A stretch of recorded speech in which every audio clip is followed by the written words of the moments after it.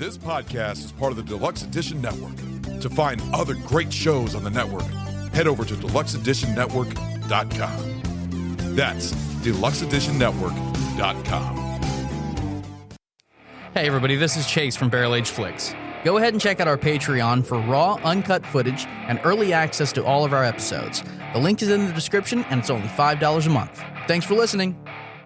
Just promise me everything's going to be all right. Doug, you're going to be fine. There's nothing to worry about. Thanks. I mean, I'm not going to turn out to look like these guys, yeah? I hope not. Okay. You know, Watch your head. Oh, God. That's right. Just lie back and put your feet in the stirrups. Sorry, but did you see that movie, The Fly? Mm-hmm. You know where Jeff Goldblum comes out, he's got these enormous eyes, you know, I mean, peripheral vision is one thing, but, I mean, you know, it's a bad look. Is that it? No, I'm afraid you're it. What do you mean I'm it? I can't be it. You mean you think I'm the clone? That's right. I can't be the clone, I'm me. He's got to be the clone. No, see, I'm me. I'm me. Help me out here. I am me, right? Look here. Ted. We're going to destroy Ted. We must bring Ted down. Yes, we must crush Ted. Yes, I want to get Ted. Talk to me. Rita, Talk to me. And I will break his little neck. Now, Chesney, come on. All right. Oh, yeah. Do you know what I mean? Anyway, how's it going? Good. Everything's under control. Really? Good. Hey, look, I gotta get out to the Palisades. I gotta wrap up some stuff here and then I gotta go, okay? Okay, then you know what? I'm gonna go by Sherman Oaks and check on that. Already took care of it, pal. Everything's fine. Oh, okay. I may as well go to North Hollywood then. No, I'm gonna go by there on my way out to the Palisades. Reseda? Already did it. Wow. Okay, I'll tell you what then. What should I do? Hey, I don't know, partner. Start living it up, I guess. Have a good time. I gotta go. See you. 2. Liking to meet 3. Hi. How are you? Hey, how are you? Are you nuts? Are you mentally nuts? No. Look. I have the whole thing figured out. What the hell are you doing? Jeez Louise. How many of you are there? That's, hi, Doug. Doug. That's her brother, Doug. And that is Patty and Beth. And these are 2 girls, Patty and Beth, and that's Doug. Hi, Doug. We're just dancing. Look, you can't just go out and meet some strangers and bring them up here. Hey, what are we supposed to live like a couple of monks? Makes a very good point, Doug. Yeah. What the hell's wrong with them? Nothing. Nothing really wrong. You know, he's a little special. He's fine. He'll be all right. We had a fight. You had what are you even talking to her for? Complicated. You got fired? I didn't. He did. You know, you've been doing this for 10 years. You can't answer a few simple, basic questions. Simple questions. Yes, simple. Excuse this me. is It was like being on Jeopardy for crying out loud. They were grilling If me. you even knew nothing what you to were talking about, specifications. hey, knock it off. She touched my peppy, Steve. Hey, I'll tell you one thing. These 3 good-looking guys. Doug. Thanks. When he's right. Well, I guess. Hey everybody, this is Ron. Welcome to Barrel Age Flicks. Somebody punish me, please. And in the show we have... This is Stu, and I'm a pretty fucking princess. Also including... Hey, this is Ragnar. And... Fuck you, Chase! Yeah, fuck me. All right, hey everybody. And finally... Hey, this is Goot. Man, I'm tired of talking. I just want to go out to my shack and get drunk. What? Anus. Right, Miss Anus? You know we start the show off with something that's fucking Oh, it gets ass odd. or cock Yeah. or what the fuck, man? Anus? That was my intro when we first started this up. I'm here for the weird. What is up, everybody? Anus. Welcome to BAF. We are doing the movie Multiplicity, which is... Multiplicity. Multiplicity? Multiplicity. Multiply. What? What? Multiplying a city. Shut the fuck up. All right. Anyways, Multiple cities. this was Ragnar's pick. I know he's been very excited to talk about this movie. This movie was directed by Harold God damn it, man. Ramis. Fuck's sakes. I'm trying. Anyways, he is our new Ramses. Do you smell toast? Shut the fuck up. Anyways, he is our All right, number 4. He is. Touch my petty thief. He is number 4. This is our new. Actually, he's actually already been, but we never brought it up. He is a BAF Hall of Famer. Yes. We did Groundhog's Day, Ghostbusters, Multiplicity, and Ice Harvest. Mm-hmm. Yeah, so we actually never brought that up. So I wanted to bring that up because we also have a whole bunch on our list that I'll bring up later that I put it on the list. I was going through our movies to see what we had. We had like over 7 or 8 actually that are BAF Hall Over of 7 Famers. or 8. Yeah, over Okay. 7 or 8. Yeah, We have a whole bunch. Over 7 or 8. Your reward will be sent in the mail. whatever. Other movies to his name. We just need your address. He's done great movie. He's done great movies. He did Bedazzled. He did Analyze This and Analyze That. He did Caddyshack. He did Club Paradise, which have you seen with Robin Williams? Yeah. He did The Ice Harvest, of course. He did Stuart Saves His Family. Yeah, I'm not good. Did he really? Yes, he did. He Not did good that at one? all. Yes, he did. I wasn't. No. Not good at all. And he also did Vacation. And he also did Year One.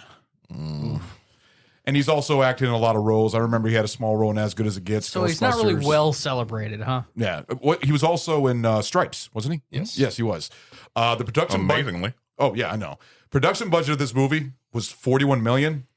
It only made 20 mil. It was a huge flop. It did not do well at all. really? Yep. Yeah, this actually gained more of a cult status on VHS when it came out and everything else. And not many people. The thing is, when I bring up this movie, a lot of people say, "Oh, I love that movie." So it's gained a status, but it's very underrated. It's not talked about that much, though. That's the thing.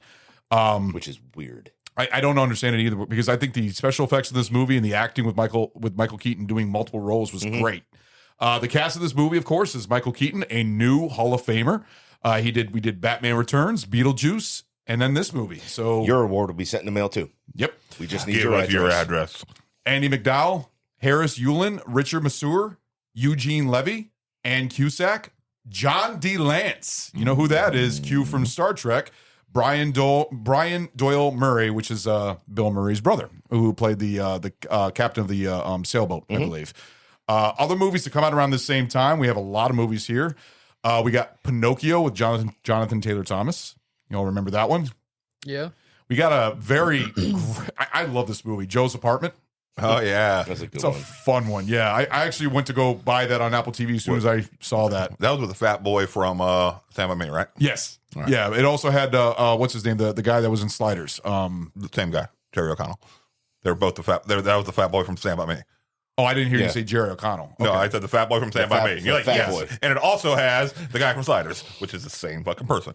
A Time to Kill. Sliders, like the tiny Wait. burgers? Did you say when this came Sure. out in 1996? Oh, I am so sorry. Yeah, this movie came out on July 17th, 1996. I thank you, Goop, for bringing that up.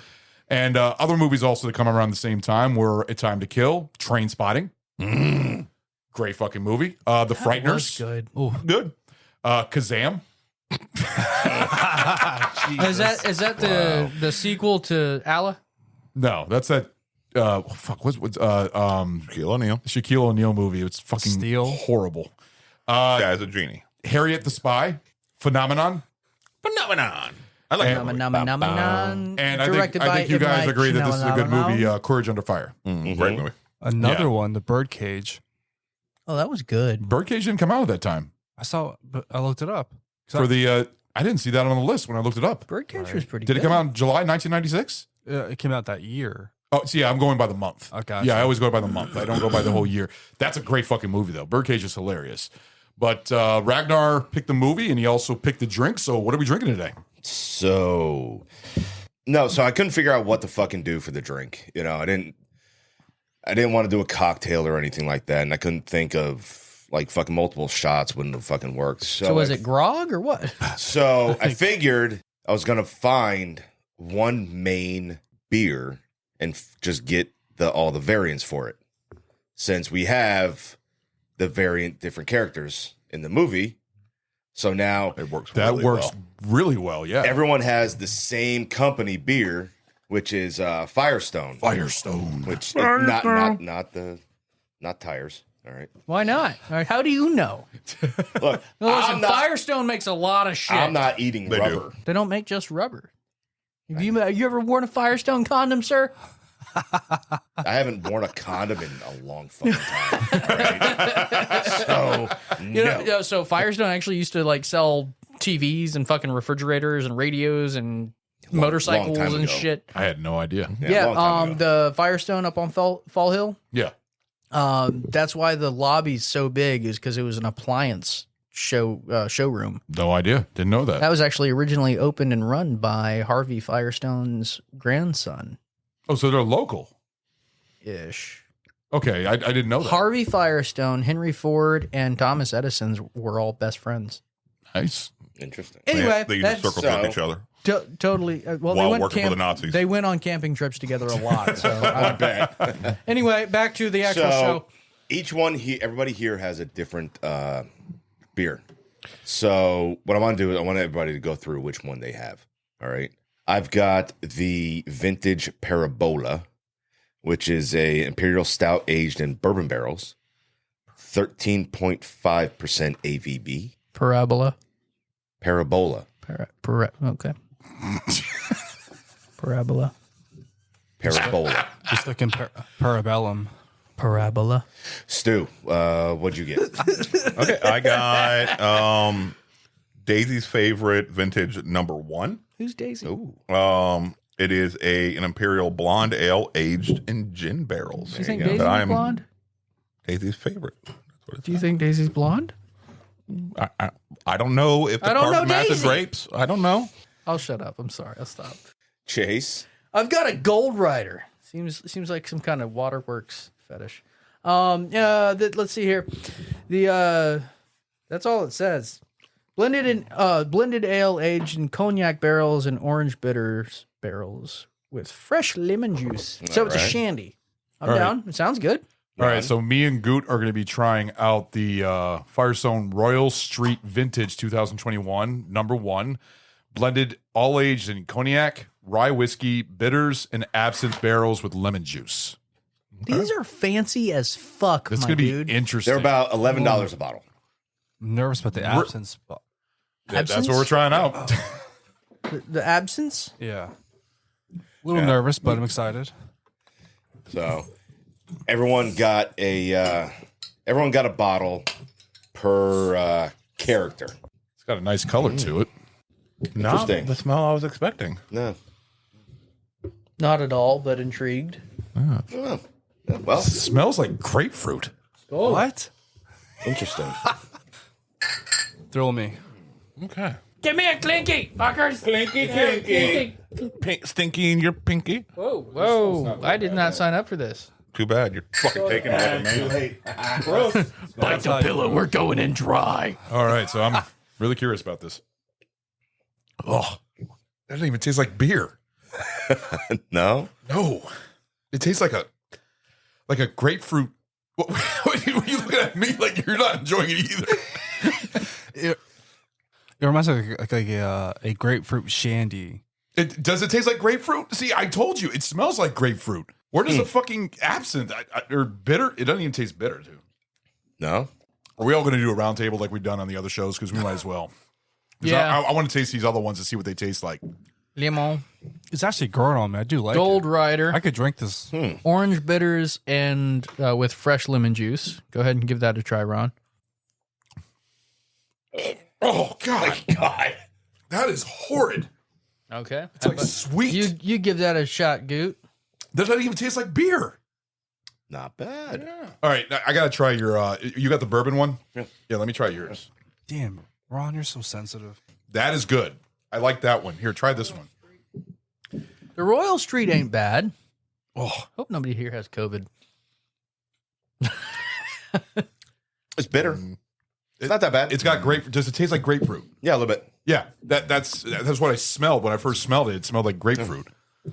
Which one is that? This is the blonde ale and gin barrels.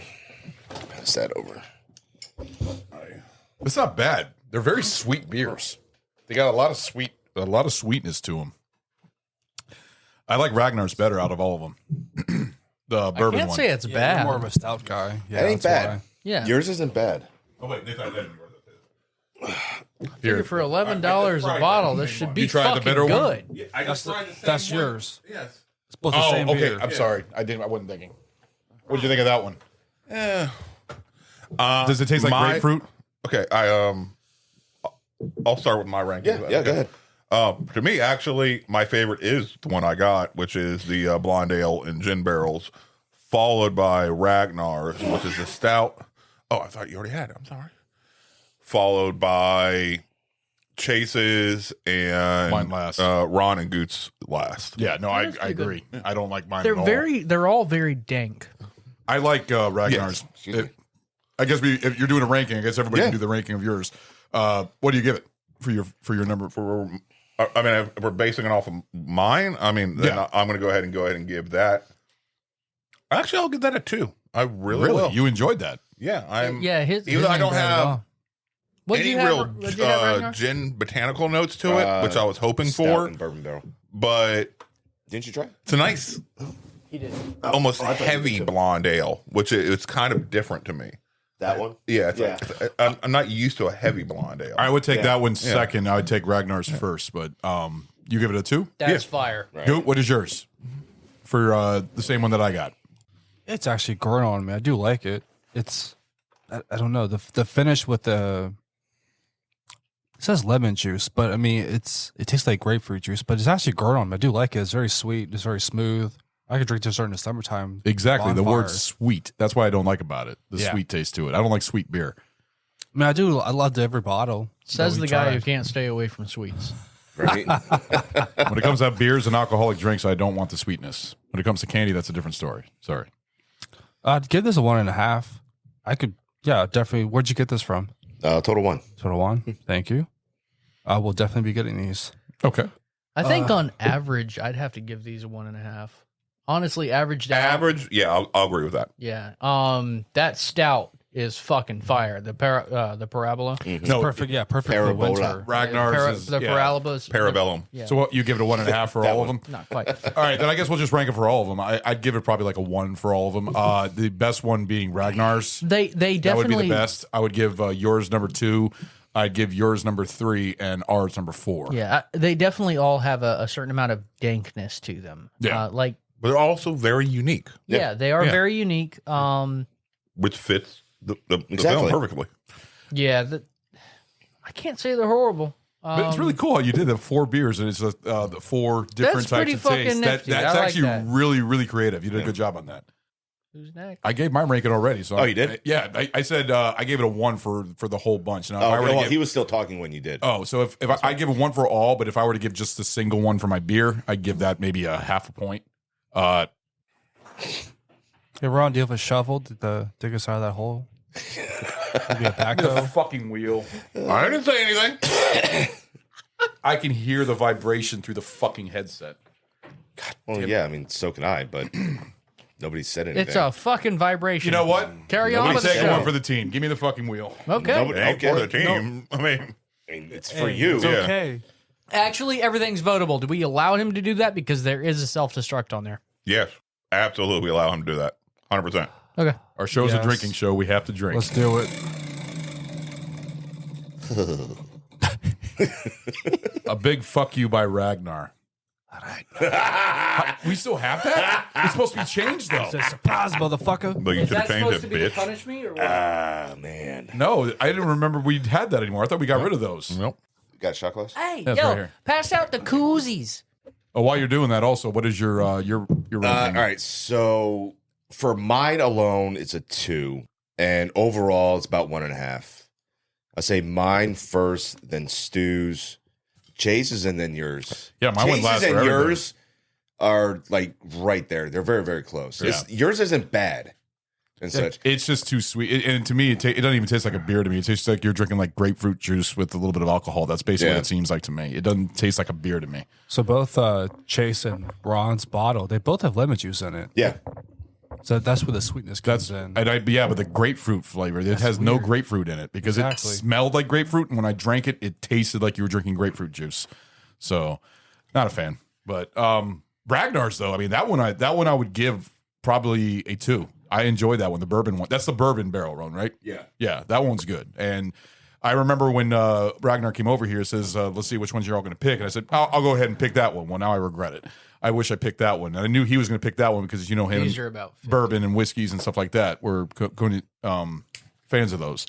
But So it has been brought to my attention that enjoy this beer now or cellar in a cool, dark place between 45 and 55 degrees.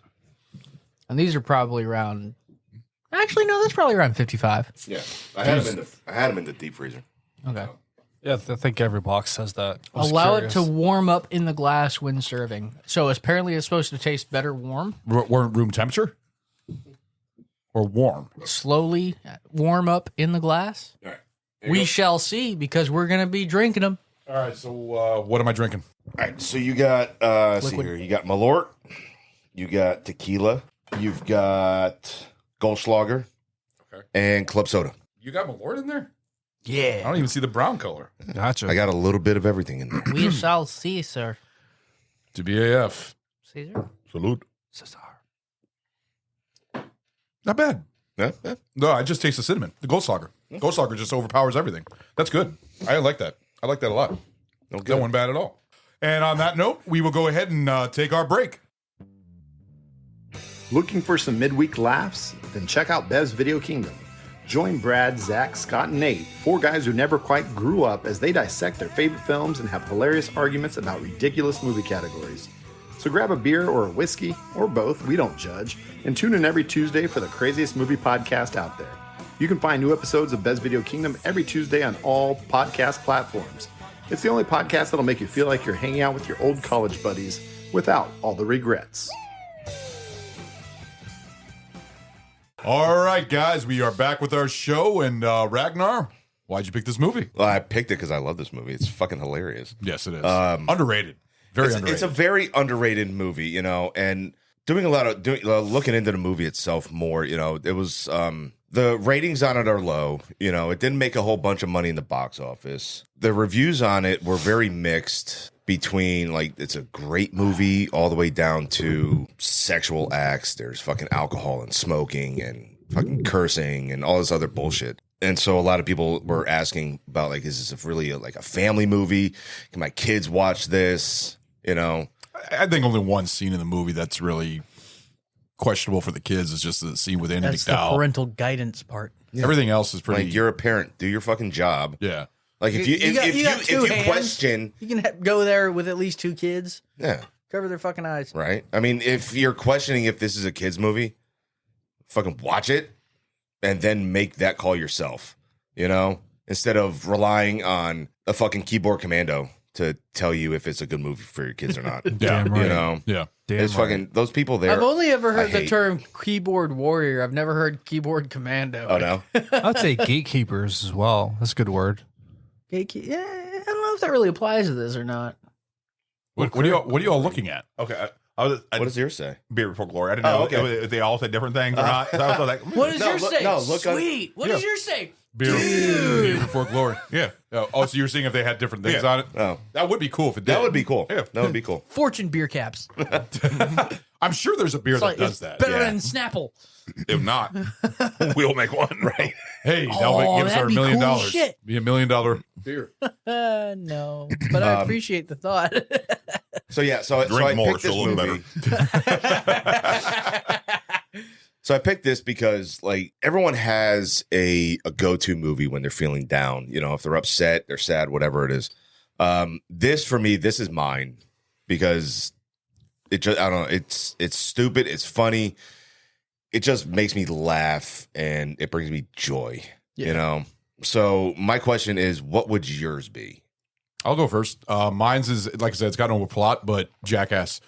Okay. The Jackass movies, whenever I'm in a All bad of 'em? mood, all of them. Yeah. I mean, the second one will always, the first and second are always the best ones to me, but any single time I'm in a bad mood or if I feel like I want to laugh, Jackass does its job. Yeah. And those movies, I think I even said it in our Jackass episode when Yeah, we you did did. Jackass number 4. I love those movies, and those bring me joy. So the Jackass movies. Chase? It's either Purge or Sex Drive. Sex Drive is good. Purge They're is both good. good. Purge is great. Yeah. Like, both good. either one of them make me feel very happy in different ways. Or the same I would way. hope so. Or the same way.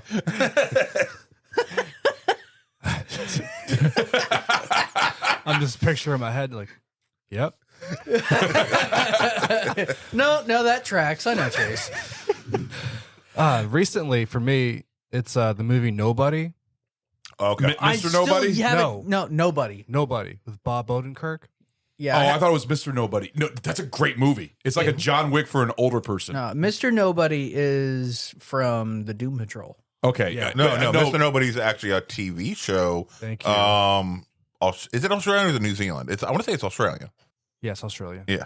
No, but It's a good show. I agree with you though. That is a good movie. And they're making a sequel. Yes, I'm very excited for that. That movie just makes me happy because you can relate to that character so well. And like when it goes to that, his extreme is like, damn, yes. And like when he raids the Russian place, I was fucking crying. I had to walk out of the theater. I was laughing so hard. I was worried that the sequel wasn't going to be made because he had a heart attack. Yeah, the Widowmaker. Yep. But I mean, when he was pouring gasoline to the water system, I was crying, screaming. I was laughing so hard because I would do the same thing if I were to do something like that. Yeah, I've yet to see Nobody. It's good. I really want to. If you like John Wick, you'll like Nobody. That's what I figured. Like Yeah. they're just taking that same recipe and going, I'm gonna change just a little bit. It seems like a winner. It is. Stu, what's yours? Dude, where's My car? go-to has been Idiocracy. Yes. All right. It really is. That's my number 2. All right. That's my number 2. It always makes me happy. But honestly, Cocaine Bear might Be your end number up- one? Might end up, You've been so excited about that movie. See it a couple more times to know for sure, to see how it holds Which up on he multiple views. Absolutely will be seeing it a few yes. more times. But yeah, cocaine. It might be The new go-to. It might be my junk food. And then maybe Gator Meth or Meth Gator. Meth Gator. I don't have as high of hopes, but I'm so happy Meth Gator is being made. It's not, they're not calling it Crack-A-Gator? If I had to go with the movie, the plot, Office Space.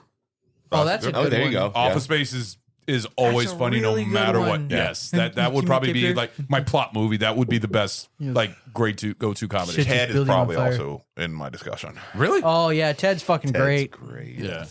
Yeah. You I'm know, looking forward to when the they TV put them show. back together. I'm looking forward to the TV show. when you still Are you doing Ted? it's just a little. Are you picking Ted? Yeah. Things weren't really in Maybe the right eventually, spot, but so you I'm still a little love me, fucked did up. You got more in your You more want in to your go slate. fishing? You want to go fishing? I might do Ted around the time they drop the series. They're doing a series. Oh yeah. Oh, I'm so down. Oh Nice. And, it'll be set between and Mark Wahlberg is gonna be in it. Oh no, that might mean that Orville might not be picked up. Orville's not being picked up. That's a and, shame. he's already signed on to do write and produce a TV show. I'm fucking for broken Peacock. hearted, Yeah. dude. Yeah. I want the Just for Orville reference, so McFarlane. bad. Orville was good. Orville is good. Yeah, but Good Star Trek. no, he's already Shit. given up hope on it being picked up, and signing deals with Peacock, and huge, massive fucking deal with See, Peacock. that's the thing. Streaming is just taking over on everything when they're just turning almost every movie out there That's into a what series. Stu's been saying for the last year we've been doing this. Long form storytelling is really where it's going. Oh, It's- yeah. But yeah, the Ted TV show is gonna be basically a prequel to the movies and stuff like that. Okay, so it's not going to have Mark Wahlberg. Wahlberg. No, but it is going to still be voiced by Seth MacFarlane, and They'll have like a younger Mark Wahlberg, Yeah. basically, character. Okay. So it's like the Sheldon TV show. yeah. yeah, but not necessarily as a kid, but like the years after the big craze, but before Ted picked up. So those years. Okay. And like you said this is your number one, Multiplicity. Yeah. Good question. The movie, I think, really it tells a really good story of a family, and in particular the husband, father, who is trying his fucking best to please everyone at work, at home, and he doesn't. He's not an octopus, where he can fucking just start working on 1,000,001 different fucking things. at once to please everyone that's around him. Right. You know, and it tells a good story of when someone is trying their damnedest to make everything fucking work. Everybody can relate to this. Oh, yeah. And try to please everyone, you know. It's Yeah. a very relatable movie and story. Yeah. You know, and you guys remember Mr. Mom? Oh, yeah. Michael Keaton's Mr. Mom. That's a great movie. I kept waiting for them to make some sort of joke, and when I'll just call him Doug, you know, Doug or number one because he's the OG. He's doing stuff at the house, trying to be basically Mr. Mom and stuff like that. I was waiting for them to make a joke. And I was like, come on, just somebody call him Mr. Mom. Well, actually, the scene in the movie kind of reminded you of Mr. Mom. There's a whole scene right there. Yeah. It's like, that's Mr. Mom all over again. It is in the kitchen. Yep. Yeah. Yep. And Mr. Mom was directed by Christopher Columbus, actually. And that was one of his first movies. And it's a fucking classic movie. is. I It's a believe he great goes by fucking Chris movie. Columbus, so people don't think he founded the new world. Yeah. Did I say Christopher? Yeah. All right, Chris Columbus. Sorry. There we go. That's There we better. go. We discussed this on the Gremlins. I thought it was Christoph. Christoph. You know, he just goes by Topher. Yeah, Topher Columbus. So the movie is based on Chris Miller's short story called Multiplicity, which was published in National Lampoon's magazine in spring of '93. I didn't know that. And this came out in '96. Really? Yeah. See, well, this also came out during the whole craze of cloning because I remember they cloned like a sheep or a goat or Dolly. Was it? Yeah. And I think Dolly it came the out around the sheep. same time. Yeah. Yep. And they somehow also- people thought that cloning meant that you got a life-size copy of you exactly. Yeah. Was fucking blew my mind. No. Yes, but I do love the concept of when they cloned him. It was like a 3D printer to me. it was. Yeah. It was.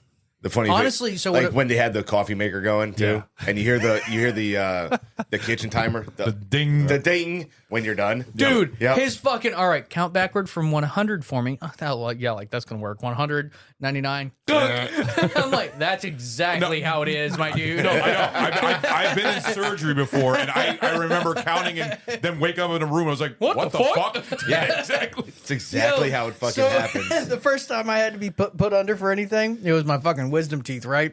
It was the 2 days. Yeah, it was the October 29th. I went in for surgery. I'm sitting there flirting it up with the fucking one of the nurses or Nurse. whatever. And His name was Steve. Yeah. she was hot. I don't know what the fuck was going on, but you know, I was young, Yeah, dumb, and huge in cock. I bet. high school. I was talking about, hey, you know, after this, maybe we could go smoke together. And she's like, yeah, that actually sounds kind of cool. Nobody else was in the room. I'm like, okay, I'm getting this. They put my ass out. I'm like, all right, bet. I wake up fucking 2 days later. Fucking trick-or-treaters at the door. Again, they put me under on the 29th. I woke up on the 31st. It's like 7 at night, and I'm currently being spoon-fed applesauce. And what the fuck's going on? Whoa, did I ever get that girl's number? My father promptly informs me that, no, in fact, you puked blood all over her. And then I think you attempted to mutter something that was supposed to be pleasant. I'm never going to tell you what you told her. But that's never happening, kid. You were out for 2 days. I don't know what the fuck it was. I don't remember 2 fucking days. Yeah, I woke up during my wisdom teeth shit got being pulled out. I was awake for mine. Yeah, no, so They tried to put me under, and I woke up and they were like, "Ah." I had disc replacement, so I was out. well, we're already halfway through, so Yeah. I'm like, "Oh, well, that sucks." that was the first extrication. No, You that just got to suck it up after this. apparently I tried to throw hands under the first one where they tried to do local anesthetic, so they did general later. Nice. They did genital. I don't know. That's kind of weird though that you were out for that Yeah. fucking long of a time. I've always been I'm fucking pretty sure you were baffled. molested. That's just your brain blocking out the most. No. It's like, my name is Buck, and I'm here to fuck. That's what the nurse said. Male nurse. He thinks it was a female. That's what he did. I remember her pretty well. It was a super hot girl. Yeah. So, like I was saying, it's a very relatable movie, and I think everyone can pick apart the movie and understand exactly where he's coming from, what he's trying to fucking do. A lot of couples, they have an argument like they did in the very beginning of the movie. Mm-hmm. Where the husband is the main worker and the wife is staying at home, but they've always said that, you can go back to work and shit. That point there is where it leads him up to his breaking point of needing a miracle, because his wife said, we don't need a fucking schedule, we need a miracle. I'd say it started when the Eugene Levy guy, Vic, I think his name was, he completely fucked the whole cement driveway job. Oh, that part there. Yeah. Oh, I would have been so fucking pissed. Which, by the way, been so pissed. We do have to bring up that this is the first time Goot and Chase have seen this movie. This is their virgins for this movie. First time seeing this. Well, I'm glad to pop your cherries. Well, I'm not gonna lie. It was so hard for me to see Michael Keaton in another role other than Batman, and then hear Beetlejuice, hear his voice. Like I didn't see another movie from him until the other guys. I think Beetlejuice came out in this movie a little bit. Half second. It did. The tough guy. Number two. Number two is where you hear a lot of Beetlejuice. Oh, yeah. Mm-hmm. Well, you hear it a lot in when they break Rule 1. Oh yeah. And shit. No, not. No, I guess this could be okay. Not when they break Rule 1. When the girls come up. No, it was before that. It was when they were making the rules. Yes. When they were making the rules. But even so, I would say that would be the start of his boiling point, and then really just getting his ass chewed at work. I want to, What? They're all you. What's the issue? It's just going to help make things be a little bit smoother. What do you Why mean? bother with Rule 1? They're all you. They all feel the same way about your wife. But they're not all. They're not. They're not all you. They're all different personalities. Everyone. So think of it this way, all right? Everyone Up until the point of cloning, according to the storyline, that's identical. Mm-hmm. Yeah. But everyone is a different personality, though. Yeah, but in a way, they gain their personality by what they do, because number two goes to work, becomes to work, and more of the tough guy. Although number three was way immediately different. was introduced as a completely different feeling personality. Completely different feeling. You don't know what he's told him, like in the car on the drive home. Oh, you're going to do this. Okay, you're going to do so this. just let me. So Yeah, a just by drive home me telling you conversation during a is not drive gonna- home, you're going to be Mr. fucking Belvedere. That's obviously going to give you a little bit more feminine of a voice, and you're going to go ahead and act that way. Okay, but and number everything two like did not. Number two did not act anything like the original one when they first got cloned. He sounded exactly like him. But number two No, was number closer two, to he was number even one. talking about, no, there's no way I'm that clone. And so like that. No, he was already having a more different personality. Yeah, a more tough guy, masculine feel, to his tone, even from the point of waking up, which we could attribute to grogginess.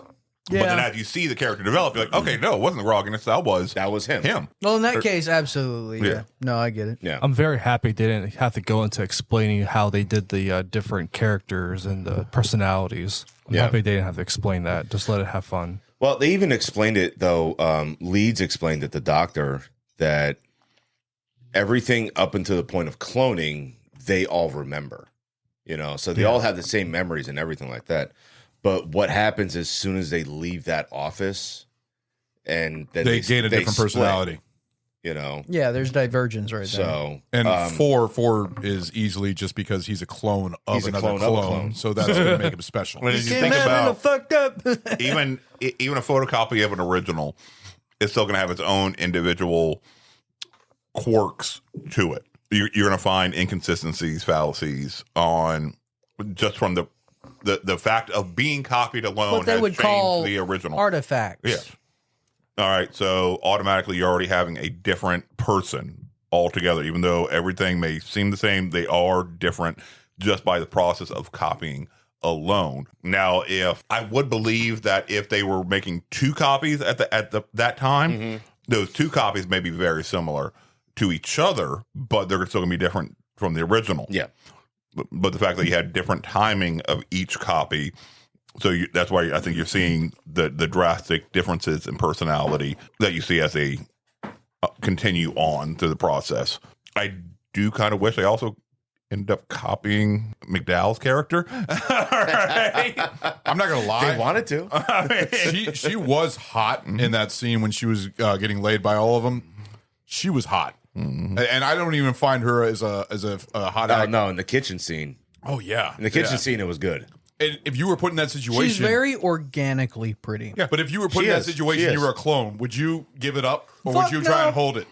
Okay, keep in mind also, since there's no laws pertaining to this in that world, Michael Keaton's original character, Doug, he very well could have killed these people and gotten away with it 100% legally because they are not people. That's true. All right. So legally, he could have killed them if he found out. And she's a pedophile. You know what I'm thinking of? Prestige. She is a Prestige is good. No, yeah, but the Prestige is right. He killed every single one. You can think of him doing the exact same thing. Yeah. That he has like a fucking yard that he buries all of his clothes. You're useless now. So do me a favor, play the clip of when he meets the Miracle Maker. Hey, look. I'm sorry. I lost it. I just went crazy. We'll get your water turned back on right away. Jeez, this thing goes off every 5 minutes. Tough business, isn't it? I don't know. What do you do? No, not mine, yours. Oh, construction? Yeah, really tough. What do you do to relax? Well, play golf. Ah, that's a great game. Yeah. How often do you get out? Well, let's see. Never. Yeah, never. I'm gonna have to cut back though, and that's really gonna hurt. You don't have to live this way, you know? Well, with all due respect, I forgot to go to medical school. I can help you. Help me how? Change your life. What is it you guys do around here? You make miracles.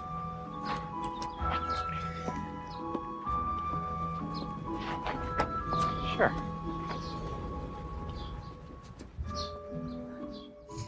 I'm checking out right then and there. This is the fucking cult leader. I'm gone. No, I am not drinking that fucking Kool-Aid. Fuck you, weird old dude. Right before that scene, how many times have you just fucking reached your goddamn limit and started wrecking shit? A lot. Yep.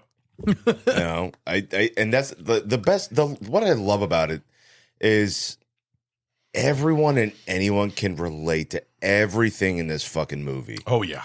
You know, any grown ass adult, man or woman, it doesn't matter. Oh yeah, can relate to everything in this fucking movie. You know, excuse me, and whether it's the serious portions of it, or the funny portions of it, you know, everyone can pick apart this movie as much as they want and find some section of it that they relate to. Fuck, that's how my fucking day was today. You know, holy shit. And then, you know, they watch the rest of it or whatever, and they're fucking ecstatic about what they see, you know? And the best part, especially if you have kids, all right, is now having a sibling growing up, right? You bickered and fought and fight. Oh, yeah. You know, now as an adult, as a parent, this scene right here is pretty fucking close to Homer Simpson choking Bart. Oh yeah. Nah, as well as a little teaspoon, she'll be all right. Yeah, thanks. Okay, great. Jennifer, keep it down, hon. He took it. Zach, give it back to her. Oh my god, it was like it was right next to me. Back to her. Duty hat! Duty hat! Duty hat! Duty hat! Duty hat! heads, get up there. It's bath time. Go on up there. Don't come out till you're married. This is Mr. Mom. This part right here. Yeah. Some cake. Get up there. That is The kid ever asked me, "Hey, can I have some cake after I've been a complete shit stick to you?" right. Bro, My kids do we're that. throwing down. Oh yeah, mine do that too. Your Papa, can I have ice cream? I was like, no, go upstairs. I literally just yelled at you, and that's Yeah. your next words. Yep. Kid, we're taking it outside. It's like testing your patience to see how far you can break. It's like, what'd you just say? Yeah. And we were talking earlier about you wish that they had a scene from Mr. Mom in there. At that point, you This got to go scene from right dad here voice to demon is voice. an homage. Yes. But I just to wish that. somebody had just made the Oh, reference. somebody had referenced it up? Yeah. Hey, how's Mr. Mom? How you doing, Mr. Mom? Yeah.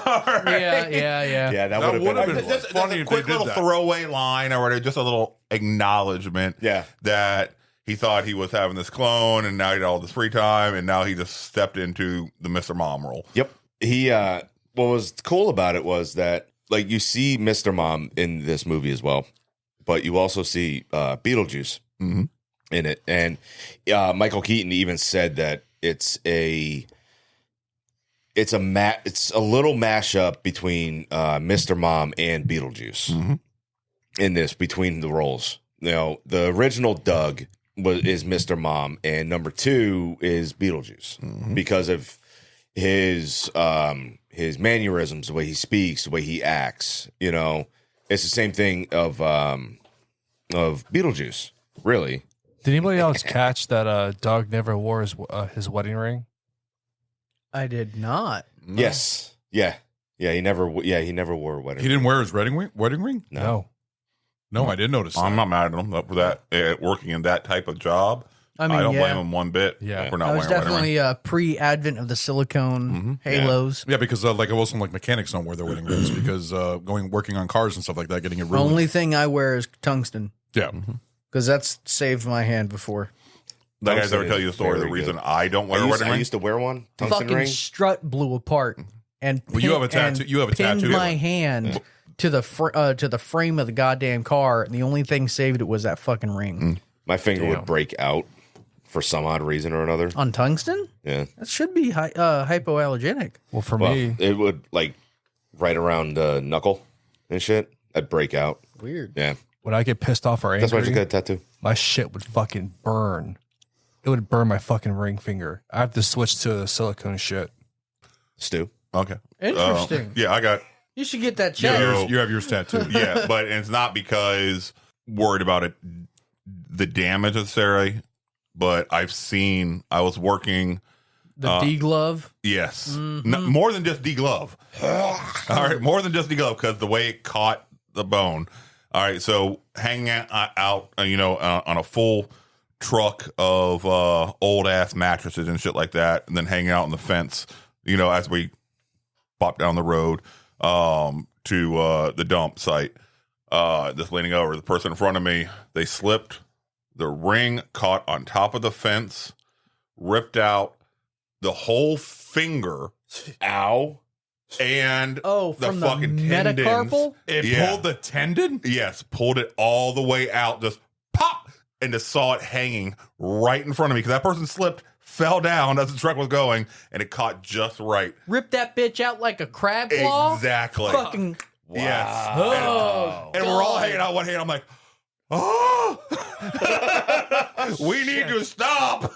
Yeah, that's a little that's a little scary. Right Ever there. since then, I'm like, yeah, I don't want to wear a ring. I don't care what I'm doing. I don't want to wear a ring. Back? Well, they really so it wasn't like a simple reattachment. Like like if you cut your finger off, they ended up having to do full surgery all the way down, and then the person got a medical discharge because it was never going to work right. Was that again. somebody at work? Oh, wow. It was when I was in the Air Force. Oh, okay. Yeah. Ow. Yeah. That just sounds Holy painful. shit. Yeah. The fact that it does the tendon, the nerve pain must It be. caught all the way through, and That caught just fucking right and to there. see that hanging in front of me. Wrong. Did the person pass out? Well, depends on how you look at it. I don't know. He was back there because the truck kept going, and I was yelling at them to stop. Probably after a little bit, yeah, just fucking. huh, that's not supposed to be like that.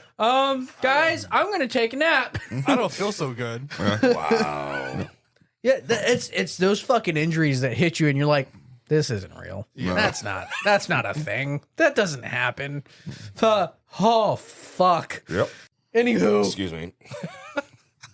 yeah, So you know how I stick with the black wedding he bands he there's told some Leeds symbology that there. he doesn't want to end up like Jeff Goldblum in The Fly. Yeah. Right? You know, he's offered that role. Oh, that's good. That's a good joke then. Yeah. That's good. I like that. I didn't know. I'm actually doing that movie in the middle of the summer, so I'm glad that you brought that up. That's a good thing. I'm probably going to look that up when we do that. Yep. That's interesting. You think? I didn't like the fact that he had to get put in stirrups. That was no, I didn't like that either. I didn't like that at all. My What are All right, stirrups? lay down and put your feet in the stirrups. It's for women that when they getting go to pelvic the exams or go to the gynecologist. Oh yeah, when they spread your legs. Yeah, Why did they put him in that? I don't know. I don't know, and I don't want to know. That was a little weird. I'm glad they did not show the full extent of the procedure because I don't want to see where they were That may getting be a deleted scene. where they were getting the cells from. You're probably going to laugh at me at this, but that little scene when his body pops up in the thing, and it's like almost like a. You remember when Terminator 2 came out and that freaking toy came out where you can actually have the endoskeleton and you can fill it up with like a almost like a Play-Doh or a clay, and it puts like a skin on the endoskeleton. Yeah, and it puts it in a little shell so you can actually. Oh yeah, where you actually have the inner shell, the endoskeleton, and it's got like Play-Doh, so you could actually rip skin off to make it look like it's a Terminator with the skin being ripped off. That just reminded me of that. You guys don't remember that toy? Came out in the early '90s. I don't remember. I can understand. I remember the commercial, concept, but I don't remember it at all. Yeah, and it was a cool fucking toy from Terminator 2. Sorry, random fact. Apologize. Never mind. So toy he just made up in his mind. What the fuck? No, look it up. You just said never mind. I didn't say it. He did. You said okay. It's just a fact. Oh, never Oh mind. no, because he said he didn't believe me because he thought I made it up in my mind. I didn't say I didn't believe you. I just randomly said you made it up in your mind. Fuck you. You got in your head. It's all in my head. So the character Doug, he's named after Harold Ramis's friend. No shit. Who created National Lampoons. No shit. Well, where did Steve come from the number 4? Number 4's retarded. It's being funny. Steve Gutenberg. I'm just Sure, curious if there was. yeah, sure. I'm just curious if there's like a trivia fact why he called him Steve or something Go like that. printing press. No, I think that may have been just an ad lib Oh, okay. on it, honestly. Because he was too stupid to remember the name Doug. Yeah. Yeah. So, Right. Steve sounds a lot better. Hi, Steve. Stu's favorite character. He touched my peppy. I want pizza. He touched my peppy, Steve. Get me some pizza. God bless. So going with Steve. I want some pizza. Did he go full retard? Yes, he did. Yes, he did. He did. You don't. Yes, go he full did. retard. You don't go full retard. This was before you don't go full retard. Yeah. All right. The thing is, a lot of people, Everybody knows you don't go full retard. but a lot of people when they see this movie says, "I love the retard of this movie," because he is. He's fucking special. He is special, as Doug says. Doug number 2 or 3. 3. Doug number 3. Yeah. So this was in '96. What did you guys think of The special effects? I guess you could call it special effects. It was. I mean, it's a guess. camera. Pretty fucking good. It's a camera. It's a camera trick they do. They've done it in a lot of movies. They did it for David Cronenberg's Dead Ringers. You remember that movie? Great fucking movie. They've done it for a lot of movies, but the way they did it in this movie was astonishing, and especially in the mid '90s, it looked really good. It looked like they were really talking to each other. Yeah. And the fact that, I mean, the editing process in this movie alone had to be fucking crazy because The only part that really caught me as okay, yeah, this There's is really one. shitty There's editing. one scene I think. When they're all on the couch. Yep. Yeah, or right there on the couch. I'm like, okay, this is obviously you can see based on the lighting and the stuff like that. This is 4 different films. Yeah. And Yes. they're editing them together, which they're doing a great job editing them together. But you can obviously tell the editing effects. But the dialogue scenes when they're all talking to each other was really edited well. It made it look like you were actually having 3 Michael Keatons talking to each other. Yeah. And it worked out really well. So the editing, the special, that's why I don't understand why this movie was a flop. But maybe because it didn't get enough promotion material or something like that. Because it was really cool how they did that. And to see more of Michael Keaton doing, and he did great doing multiple roles. You could tell that it was 3 different personalities or 4 different personalities. And it was amazing. I was really, really shocked at how well it was. And I've seen other movies do it before. I mean, shit, what was that movie with Will Smith that just came out from Ang Lee? The one where he's younger and older. Now they're doing more of like the age technology. That's like the biggest thing right now in Hollywood. Like, so them acting off each other. Yeah. It really, like I said, the editor did a hell of a job editing it all together with all the special effects. I think it was really cool how they did that. Do you think Doug should have ever came clean to his wife? So that's been that's been something that I saw a lot of people argue about. The fact that he lied his entire way through the entire film with everything that was going on. I don't think he's going to because... Well, obviously he's not going to. I don't think he needs to. He found himself. But I don't know. I think he should have, after she left, and he brought all of them together to do the house and stuff like that. That would have been the time to say, listen, honey, you haven't been going crazy. Yes, we've been having you've been having conversations with me, quote unquote, and shit like that. And I haven't been ignoring you. And when you came to me and told me some really heartfelt shit, and I just turned around and told you, give me pizza. I wasn't just being a complete fucking douchebag. That was this retarded motherfucker right here. Well, she thought it was all split personality. That's what she thought, that he was going through a whole, like a split thing. Yeah, it's not exactly something that just gets better over a weekend. Yeah. So just imagine how pissed off your wife would be if you told I her understand, that but and you also would've if I'm gone. hiding something that fucking big, because I say, hey, guess what, honey? You also fucked them. Surprise! Yeah, but how did you not realize that wasn't me when he was, saying, "Hey, how are you?" I don't even want to know how the Or sex when he's alone bawling was. his eyes out. Yeah, with the sex But alone. I've with never part seen me 4. cry like that. Maybe she would have liked it and been wanted to be fucking made airtight by them. You don't know. I Well, no, mean, the thing is, yeah, all right, fucking- when she was having sex with don't part know. 4, when Maybe. she was having sex with 4, enjoyed the sex. You know, You get she going absolutely back loved for it. yeah, but she probably thought it was a 3 whole role play thing with the part 4, because part 4 was acting like a total retard, and he touched by Peppy Steve and shit like that. You got to 3 wonder. probably would have hung out and sat in the corner. Well, apparently he cried. He cried while he cried after making love. But then it's so beautiful. And number 2 was more of like Oh, the yes. like the rough sex and everything else. So she got like 3 different versions of sex, and I'm really curious what hard sex feels like.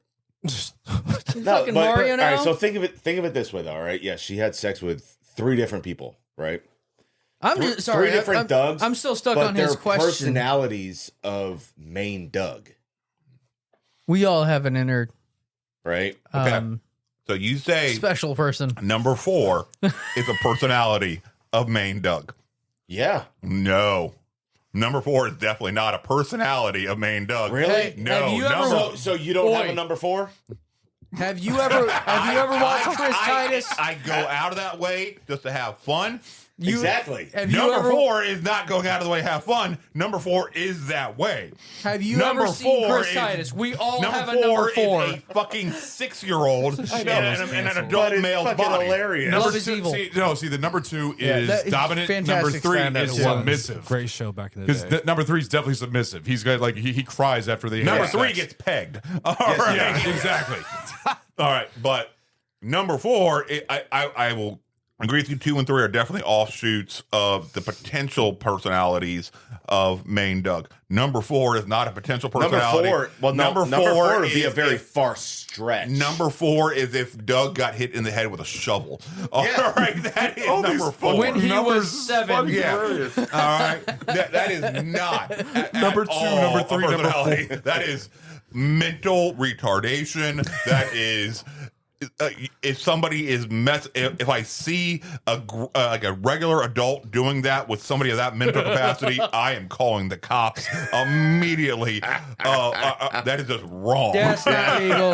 All right. To keep with the question though, so Doug's mentality. So when his wife at the end of the movie, she sees all 3 of those Dougs. She when she should have been says- as yeah, I must love him so much that I'm seeing his face, or everywhere. He's clean. He got away with it. He did 100%. I any think fucking that's a sense. shitty fucking move, though. Personally, I think that's a shitty fucking move. Yeah, I'd have kept him. Yeah, I mean, let him go and stuff like that, but be honest with your fucking spouse. Yeah. Be honest with your partner. Otherwise, what other type of bullshit is he okay with hiding behind his fucking partner's fucking thing? And would you be okay with your partner hiding some massive fucking shit behind your back and never fucking telling I you? got 3 questions. And my wife fucking cloned herself multiple times. She better fucking tell me. And I'm having fun. It's a party. If you Multiple had the Harleys. chance, Yes. if you were provided the opportunity, would you get a clone? Do you think you could do it better, and why? Do what better? Sex? Manage the clone to whatever. I would not get a clone because, in all honesty, the world doesn't need 2 of you. No, I'm terrified. Said clone will try to kill me. Yep. And try to take over your life. That's exactly what I'm going to fucking do. If I find out that I'm a fucking clone, then I'm like, fuck that noise. I got to remove that other fucking person out of the fucking equation. It's not like anybody will know. Exactly. That person gone. That's why I will never clone myself, because I know who I am. I know what I would do if I was a clone. Okay. Not going to happen. What about you, Goot? I second that. the chaos would be too big. Mm-hmm.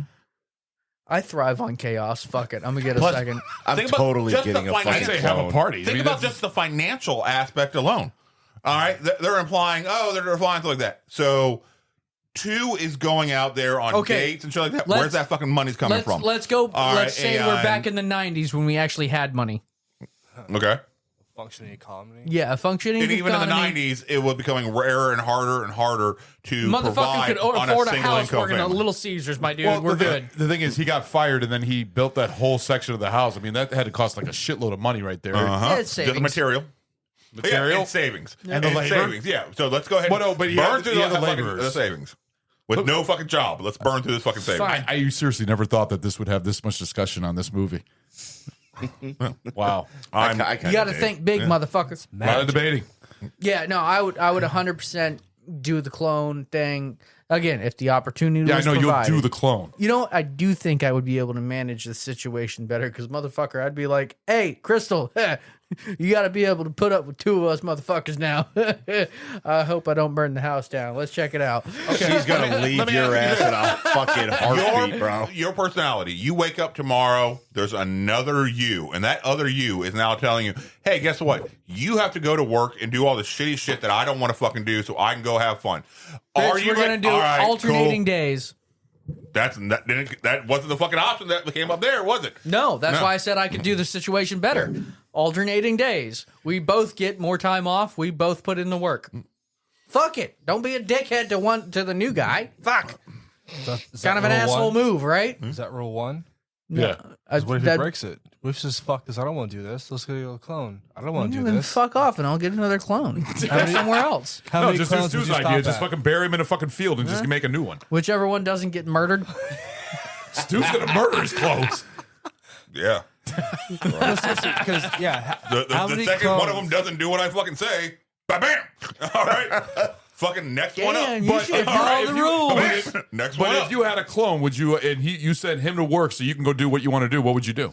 I wouldn't, because I know if I woke up tomorrow that find out I'm the clone and some other asshole is telling me I have to go to fucking work while he stays home and fucks my wife. Fuck that. Fuck that noise. Yep. All right. That motherfucker is fucking eating a goddamn bullet today. All right. Today. All right. What'll be the first body I dropped? All right. It won't be the last. I hope it is, but I can't say for sure. Yeah. Well, stop cloning yourself. I don't see a problem. Just alternate days off. You're all the same dude. But we're not, though. We're not. I mean, That's like saying if you had a genetic twin, technically you're the same. Technically.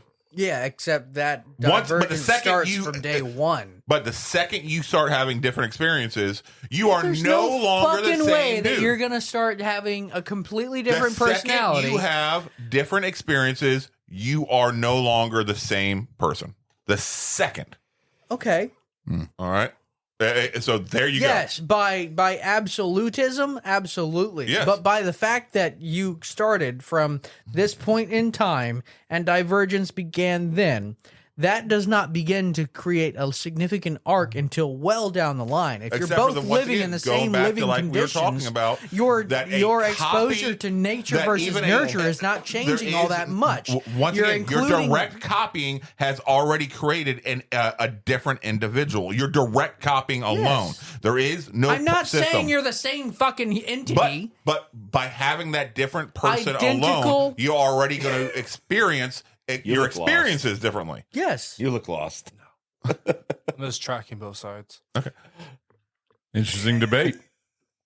But it's not that big of a difference. Oh, it is. It is. No. It absolutely is. Not unless they go off and do something completely different. If you're both working the same job, both experiencing the same friend group, both experiencing the same home life, both experiencing the same downtime, which probably won't be Hold much. on. All right, this is kind of pushing it. Ron. All right.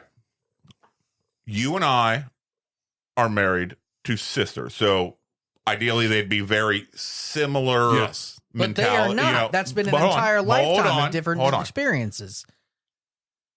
We both worked for the same company in the same field at the same time. Yep. All right. But each day we clocked out and we viewed the day differently, didn't we? Oh, yeah. All right. Even though we have the same friend group, we have the same experiences overall. Yep. We go home to very, very similar family environments. Yep. All right.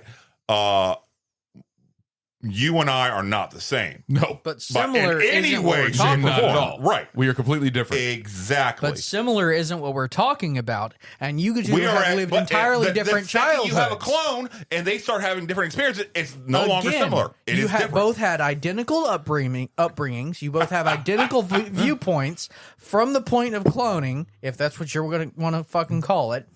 You both have an identical nature versus nurture up until X age, at which point you got the. But you don't have Xerox. an identical. Identical. You don't. That's You the don't. whole premise of By this the whole but fucking movie. Once again, we go back to the You're point. missing the point. Your copy, it's by copying itself, you have changed the base core material because there is no such thing as a perfect copy. The copying alone of itself, just like going by back the to a statement new, made by the doctor, he which said, we already talked about earlier, Right. that even a photocopier cannot make an exact copy because of the different that artifacts was that only happen mentioned. during the that process. was only mentioned by the clones. I'm talking about the doctor. You and I have had that thing. Earlier in this episode, we talked about the copying process alone will create artifacts that even the copy itself is different. All right, on the base level because of the artifacts alone. I would still venture to say that All right. number two was very, very similar and only diverged to be a kind of a dickhead because he was isolated from the person that he was still in love with because that's who he was when he was made. No. Different experience. Yeah. So like the whole dinner date But situation. he was given a completely different lifestyle right off the bat. He's got a point there. No, he was given a different lifestyle. Because we talked, he was given a different lifestyle. He but was, we talked about hey, how created. You're different still he in love with this sounded woman, but you're a and bachelor now. Fuck more off. Masculine. He sounded from the moment he was forced into a woke bachelor up. pad. No, the moment he woke up, he even had a different attitude from the moment he woke up. you see his difference more when they're in the fucking garage. It becomes accelerated, Because especially when you accelerated threw in through the that experiences, but you're already seeing where that person is going to grow from. Yeah. All right, from the moment he woke up.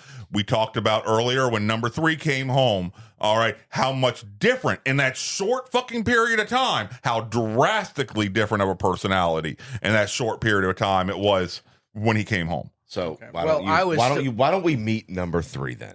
2. Like you to meet 3. Hi. How are you? I love this. Hey. How are you? Are you nuts? Oh, Fucking are you beer up. mentally nuts? No, look. I had the whole thing figured out. Oh, man. What do we need him for? Well, He's going to help me with the kids, and he's going to help me around the house. And I figured when you weren't busy with work or whatever, you guys could hang out together. What do you think? I think it'll be fun. Don't you think? Oh, yeah. I'm giddy. I mean, there's a lot of stuff we could do together. You said you were lonely. I got your friend. I got your buddy. Where's he going to stay? He's going to live right here with you. That way, you got a friend. You got a roommate. Friend, roommate. One shot. There he is. Look at him. Hi, Romy. Hey, I got an idea. How about no? Doug, he needs space. No. I'm going to step outside you, too. What's a shock, I think? The idea was for you to work so I could spend more quality time with Laura and the kids, right? Well, so far, it's been low quality time. Look, I just need to get a break so I can work on the house, for one thing. Or maybe sit down and think a single thought in quiet. Or maybe even go out and play golf every once in a while, you know? Hey, I've been working since I was 12 years old. It's break time. It is. And Doug, I think it's that 12-year-old that's saying, Doug, how about a visit? You need time for Doug. What a suck. No, I'm not being a suck. I don't even know what a suck is. Well, let me explain it to you. Please. Come on. Hey, for Doug. Fine. There you go. Screw your life up. Go ahead. Thank you. Thanks. You're way over your head, pal. Hey, you were two good-looking guys. Hey, look, I'm going to make this up to you. I promise. You can start by cloning Laura. Yeah, you can start by cloning Laura. Can you imagine? I love that. Bye, line. Doug. Have a good time. Stu, I thought you were signing to put a candle in a burger. Don't you think? The fuck? I just saw. Wow, that's a lot of ribs. Was that like a slab or something? So, Okay. all right, hold on. Why do you want the wheel? Okay. Yeah, I'm calling a punishment on myself for derailing Ragnar's show with the tirade that I just had with Chase. I am voluntarily. I don't even know why. taking I don't it on the even know wheel. why I have that soundbite ring bell. I wouldn't call I didn't that have a this shit derailment. on, so I don't know. I don't Well, know that's if you your played the fault. No, it's not my fault. All right. It is what I'm dealing with. Okay. All right. I wouldn't call that a derailment personally. But either way, that was. Hey, he's offering to do it, so let him do it. Yeah, it's Okay, I feel it's the right enjoy thing to your do. drink. Default to pick something yummy. Have some pina colada. That's a barrel of punishment. It is What's to the the red. other one? Cock block by Basie, but it is angled to the barrel of punishment. There you go. Yeah, your barrel punishment. All right. So, hey, Goop, you want to pick one out or let Goop Yeah, pick go it ahead out? and go. Just Grab pick one out. Anything. So I'm really glad you guys had your discussion there. I really am, because it brought up number 3. Evan Williams apple. Oh, that's good. not that bad. That's good stuff. Like I said, I bought that one. It brought up number 3, and you see how number 3 is the more feminine of them all. You know, Especially that scene where he's wrapping up the meatloaf. wrapping the tinfoil with Oh the my meatloaf? god! It went on for like 5 minutes. The tuck fold. The tuck fold Yeah. crap. I was like, What the fuck? What? And she was Lowell. going crazy. Oliver Lowell. Or Lowell. What the What? fuck was his name? Lowell something. For some reason, Like so. We're going to do this just like so. Fucking HGTV or some shit back Not in a the, fucking- in the the only 90s. lol I can think of is lol from Wings. Yeah. That's the only fucking. That's a great fucking TV Yeah, show. That's a great fucking show, dude. Yeah. I thought of Bill Simmons. It really is. That's the only I used to love watching that fucking show. That was on, I think Lowell's that- a fucking dumb mechanic. Yes. That was yeah. on USA. Yeah. The USA Network. Yeah. Yep. That was a good show. Oh, yeah. That was a good show. I like that show. 90s had great shows. They did. I got a discussion with Token. I want to say it was actually last night about how different black folks were represented in the 90s with a lot of upbeat. They actually had great shows. Oriented Yeah. shows. Family Matters, Martin. I love Family Cosby Matters. Show, Yeah. Hanging with Cooper, and stuff like that. Versus, honestly, Now? what it's become nowadays. Right? And it's like, okay, we're moving one direction, and Yeah. now we're like, nope, in a totally fucking different direction. As we're supposed to be getting more woke, and Uh-huh. so like that. It's like, really, that's kind of a fucked up way. We're showing great things, and now we're like, No. Christopher Lowell. I got really good. Go back to the stereotype. Yeah, it's like what it okay. is. And Token was making a good point of how he can't stand that representation in modern TV and stuff like that of everything has to be gangster or shit like that because it birthed from talking about the Fresh Prince of Bel-Air, the reboot or the reboot that is on there made it much more darker and gritty and shit like that. There's a reboot? Oh yeah. The Christopher Lowell show. I finally got it. Peacock. Yeah, they made like Uncle Phil. What is this called? Bel Air. Is it Bel Air? It's called Bel Air. Yeah, but there's another actor portraying the Fresh Prince. Oh yeah. Well, obviously, they made like Uncle Phil. Yeah, he's a lawyer, but he's also like slings on the fucking side and shit like that. Like it's like running a fucking empire on the fucking side. And Jeffrey is basically his enforcer, not like this little fucking butler motherfucker. The hell? All right, they made it all fucking Jeffrey was dark as badass, shit. Though. I missed the '90s one. In the original. Yeah, I bet he was a badass. Fucking. I always pictured Jeffrey more like what's his name from Batman? Yes. Yeah, that's exactly what I was thinking about. Yeah. Alfred. Yeah, Who's the one with the? Oh, I forgot his name. The one that did the weird dance. Carlton. The Carlton dance. The Carlton. Yeah, that was fucking hilarious. Who's Carlton? So he's That man is buff as fuck right now. Playing a role of he's still a black kid, but they're going to like a high end Academy, academy and stuff like that, and he's playing fucking God, what's that the sport where we're like not like field lacrosse. Lacrosse. There you go. Oh, okay. And shit like that, and he has nothing but like white friends and shit like that. Do you know where lacrosse came from? I'm assuming that Mexican South American game where they're tossing that shit around the human heads. Iroquois. Okay. No, New England area. 100-mile playing field. 20 to 30 people dead per game. Hold on, what's the South? You're talking about the Aztec game where they would wear like Soccer. thatch padding on their hips and bang it through this little ring on the corner. Yeah, it was a predecessor to soccer-esque stuff. Oh, okay. But yeah, that's a fucking intense ass game back when it was like a first thing. Really, really cool history. I'm gonna shut up now and continue. I'm fucking hammered. So no, you're always hammered. Every fucking show. blow, bitch. Yes. We're about to see what he's blowing. With the beeps, you okay with that? You're good. Okay. All right. 8. So 7. Chase decided to buy himself a what's it called? Little pocket breathalyzer. Pocket breathalyzer. You're fucked. 0.12. Yeah. No. I thought it would have been more. Well, I also just finished the drink. So it's probably still actually alcohol. No, I thought it would have been it'd be more. No. I'm curious what I am. So It'll give a all right. So we know and a 10-second countdown. Where the fuck you blow? in this movie alone had actors that worked together from like 3 or 4 different films. Oh yeah, in it. So I'm gonna go down the list here. Yeah, I want to hear that. All right, so Michael Keaton and Glenn Shadix, the building inspector. All right, they were both in Beetlejuice. Yep. Yeah, yeah. All right.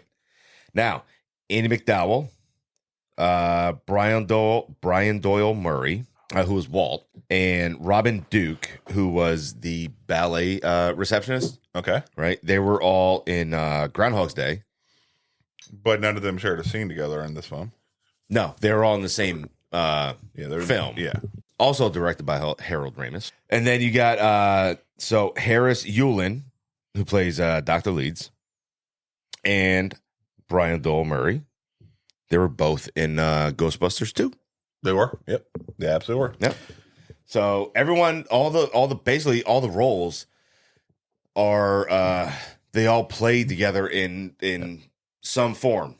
They all interacted together. So basically, it was in some form. I think a lot of it also was Harold Ramis likes these motherfuckers. Yeah. I'm just gonna keep casting them in my films. More or less. Yeah. All right. It's like Adam Sandler now. Yes. But you feel like Annie McDowell was very typecast by the way that she was, because she was in a lot of movies in the 90s. Michael, this, Groundhog's Day, Shortcuts, almost like the same type of character. For the time, though, it was like that was all right. So yeah, it may have been typecasting, but because I read something online that she was typecast as like she's always like the same type of female in all the movies of the 90s. But I mean, it's what would you call that? The pretty everyday girl? Yeah. Yeah, that's what she was. A pretty everyday girl. I mean, she had her own personality. She had her own, she wasn't, just kowtowing to the male and stuff like that. She was a pretty woman. She wasn't, yeah. She wasn't like Elvira. So I'm looking at her poster right now. She wasn't like Elvira. Bless you. And she wasn't like Mama June. Yeah. I mean, she's just like you said, she's your everyday pretty woman. Yeah, no, I just read something about her being always typecast in the she was in a lot of 90s films like this. You remember a movie Michael with John Travolta? Yeah. Great movie. You like that movie? I actually really enjoyed it. That was a decent movie. No, it's good. It's good. I didn't think that you'd like that one. Why wouldn't I like that one? I don't know. I just didn't. What about that movie didn't you think that I would have enjoyed? I enjoy John Travolta. I enjoy the idea of a mystery because that's what it boils down to, not knowing for sure what You've the never truth seen it. is. Yeah. What is it? Michael. John Travolta plays an angel. Yeah. You've never seen it. Yes, Michael. You have seen it? Yeah. With John Hurt? No, Yeah. William Hurt. William Hurt. William, yeah, I was He gonna say knows John what you're talking didn't- about. John didn't sound familiar. No, William Hurt. So He Ron, actually just passed away. your typecasting, Stu. Yes. Fuck you. All right. I can enjoy different films. All right. Thanks. All right, Captain I like Cumbeer. how I come up here. I'm like, what are you talking about? job. No, fuck Good off. job. You don't know what we're talking about. Dickhead. Respect. Yeah, because he like falls down and crushes in a car at the first part of the. Or no, that's a different one. We're taking. No, he does. I think he does. I think Michael, when he falls to earth, he crushes the car. Yeah. That's what he's talking about. Yeah, I saw that shit when I was like 6. That's not in the movie. I just watched it recently. There's no part of him falling in a car. He goes against a bull. Like when he first comes down to earth, he didn't land on a car. No, they found him in a hotel with the old woman. Remember? Then what fucking movie are we talking about? That feels like that should have been Michael. That you're thinking of a different movie. Remember? He was at the hotel. No, I understand. Like, he likes to fight the bull and shit like that. Yes. No, he came down. The first time you see him is he's walking down the stairs with his shirt off and he's wearing boxers and he's smoking a cigarette. That was the first time you see him. He didn't know dropping no car. Are we thinking about one of those Hallmark angel movies? Are you thinking Prophecy? No, that wasn't Prophecy. That was not. It's not Michael. That was not my motherfucking. There was no scene like that in Michael. Movies. All right. Sorry, I'm derailing. I apologize. We have our clones, all right, and everybody's met, more or less everybody. Now, if you had cloned yourself to help yourself out, right? Help out your daily life because you are so stressed out, okay? And you don't have time for yourself. You're starting to lose yourself and who you think you are. Would you make up this particular rule right here? Both of you. Okay, listen to me. Okay. This is the number one rule, okay? This is unbreakable. You can't even try to even bend this rule, all right? Nobody has sex with my wife but me. Hey, talk to him. Fabulous rule, Doug. Fabulous rule. Nobody. No clone nookie. You're the man, Doug. Great idea. Original nookie only. Got it? Your department. You're clear on the rule, right? Yes, sir. Absolutely. Yes, you are. Yes. Lock 100%. in here. Yes. 100%. If everything came out as the doctor said, more? where it would be identical. I got the timestamp that you So on No, I this thought in I this had- I thought I had movie, more. so in this movie, I Where you think actually actually see the Beetlejuice. differentiation Oh. between personalities of them is exaggerated for comedic effect and plot effect. If it all came out the way the doctor said, and it was like up until that point identical, fuck it, I'm gonna give my wife the night of her life every night. Nope. Because you know what? Fuck it. I don't want sloppy seconds. They're not though. They are. They are. They're getting the 100%. seconds. No. If you happen to slip it in after clone you, guess what? You got sloppy seconds. It's the All same right. it's It all doesn't matter. I It's don't all fucking the want same it. No. splooge. I nope. It feels different. Get over It it. feels fucking different. I'm nope. I am absolutely not okay with that's that. Stu's answer. Chase? Like I said, You already fuck did. it. I'm gonna give my wife the night of her life every night for the next decade at least. Good. I feel like the clone probably wouldn't last very long, honestly. So I'm gonna give it a decade, lifespan wise. Oot. Oh yeah, I'm definitely making that rule. Heck no. No, same for me. I'm not going to let my fucking clones fuck my wife. That's for me to do, not my clones. Mm-hmm. So, because that's going to create issues, a lot of issues. Ragnar? Well, you see in the at the end, it starts to when they're doing the reconstruction. When he asked number 3, it's like, do you think she liked you more than me? And he tells him that, like, well, I am you, you are me. So there is no difference. Yeah, there isn't a difference. You know, But there is. there is, because it's another guy. You know, so I totally understand. And also, I can't tell you, and not just with my wonderful, amazing wife, but multiple long-term relationships that I've been in where after a session, the partner may be sore and stuff like that. And even if I'm ready to go again, they may not be. Yeah. All right. And how mad am I going to be if I'm ready to go and they're not, because they just bang clone me? All right. I am going to be a little fucking pissed. I'm like, so that's my clones get the nookie, but I don't. That's where my particular proclivities come in. I am what you may call a pleasure dom. I particularly enjoy to take it to the point where she is experiencing discomfort and how much, they don't get punishment. There's punishment. Punishment? Punishment. Is that even a fucking word? Yes, it is. That's a good word. Oh yeah, I like the way that is. Yeah. No, you were a little fucking brat. So now you're gonna finish as many times as I please, whether that be 10, 30, 70. And if you can breathe correctly by the end of it, we're good. Until then, you're gonna deal. Interesting. So, interesting. Yeah, it's all pluses for me, man. I don't know what the problem is. It's a win-win. Yeah. And if you can't breathe right, I'm here to rescue breathe. We're good. Ragnar, are you making the rule, Ragnar? Boy. I feel like Ragnar's probably on the same page as I am. I am, actually. Yeah. Yeah. He and I share some of that energy. No, because all right, so here's my thought process on it, all right? It's me. So it's not anyone, it's not a stranger that is like some stranger off the street. Yeah, that's a whole different would I ballgame. have to make that rule? I think the only rule that I would have to make in that scenario would be that Not without me? Well, even then I would be like, I'm going first. yeah, okay, I can understand that would be my rule. Being a fucking Okay. cuckold. All right. So Yeah, then no. you don't have to worry about the sloppy second Yeah. feeling, which I can respect. That was my first. Yeah, fucking no, there's issue no with sloppies. No. Yeah. With that modifier, I'm closer to being okay. Yeah. With that modifier, I'm going first or whenever I want. Yeah. All Yeah. right. That would be the rule for it. Okay. Yeah.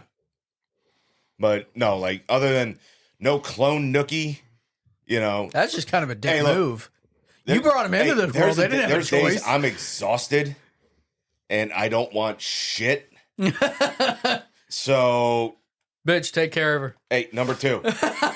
See, I can see Make Stu. it, You're up right now, bro. make can it see so, Stu. number one. I can see Stu going Amityville Horror on on the 3 clones God damn, like in the middle serious? of the night. Dude. Like that, no, that's See? Yeah. Yeah. I mean, Amityville Horror is I'm going like straight a Lizzie completely- fucking Borden. Coming in All with, right. That's a little more reasonable. I'm going straight- Amityville Horror is a fucking completely different ballgame. no, coming in through each room with a shotgun. Yeah, no. Lizzie Borden was an axe. Yeah, I'm going Lizzie Borden. Yeah. I wasn't talking about Lizzie Borden. I was talking about No, I Amityville. said I would go more Lizzie Borden. Yeah. That's my personal. Yeah, I want to.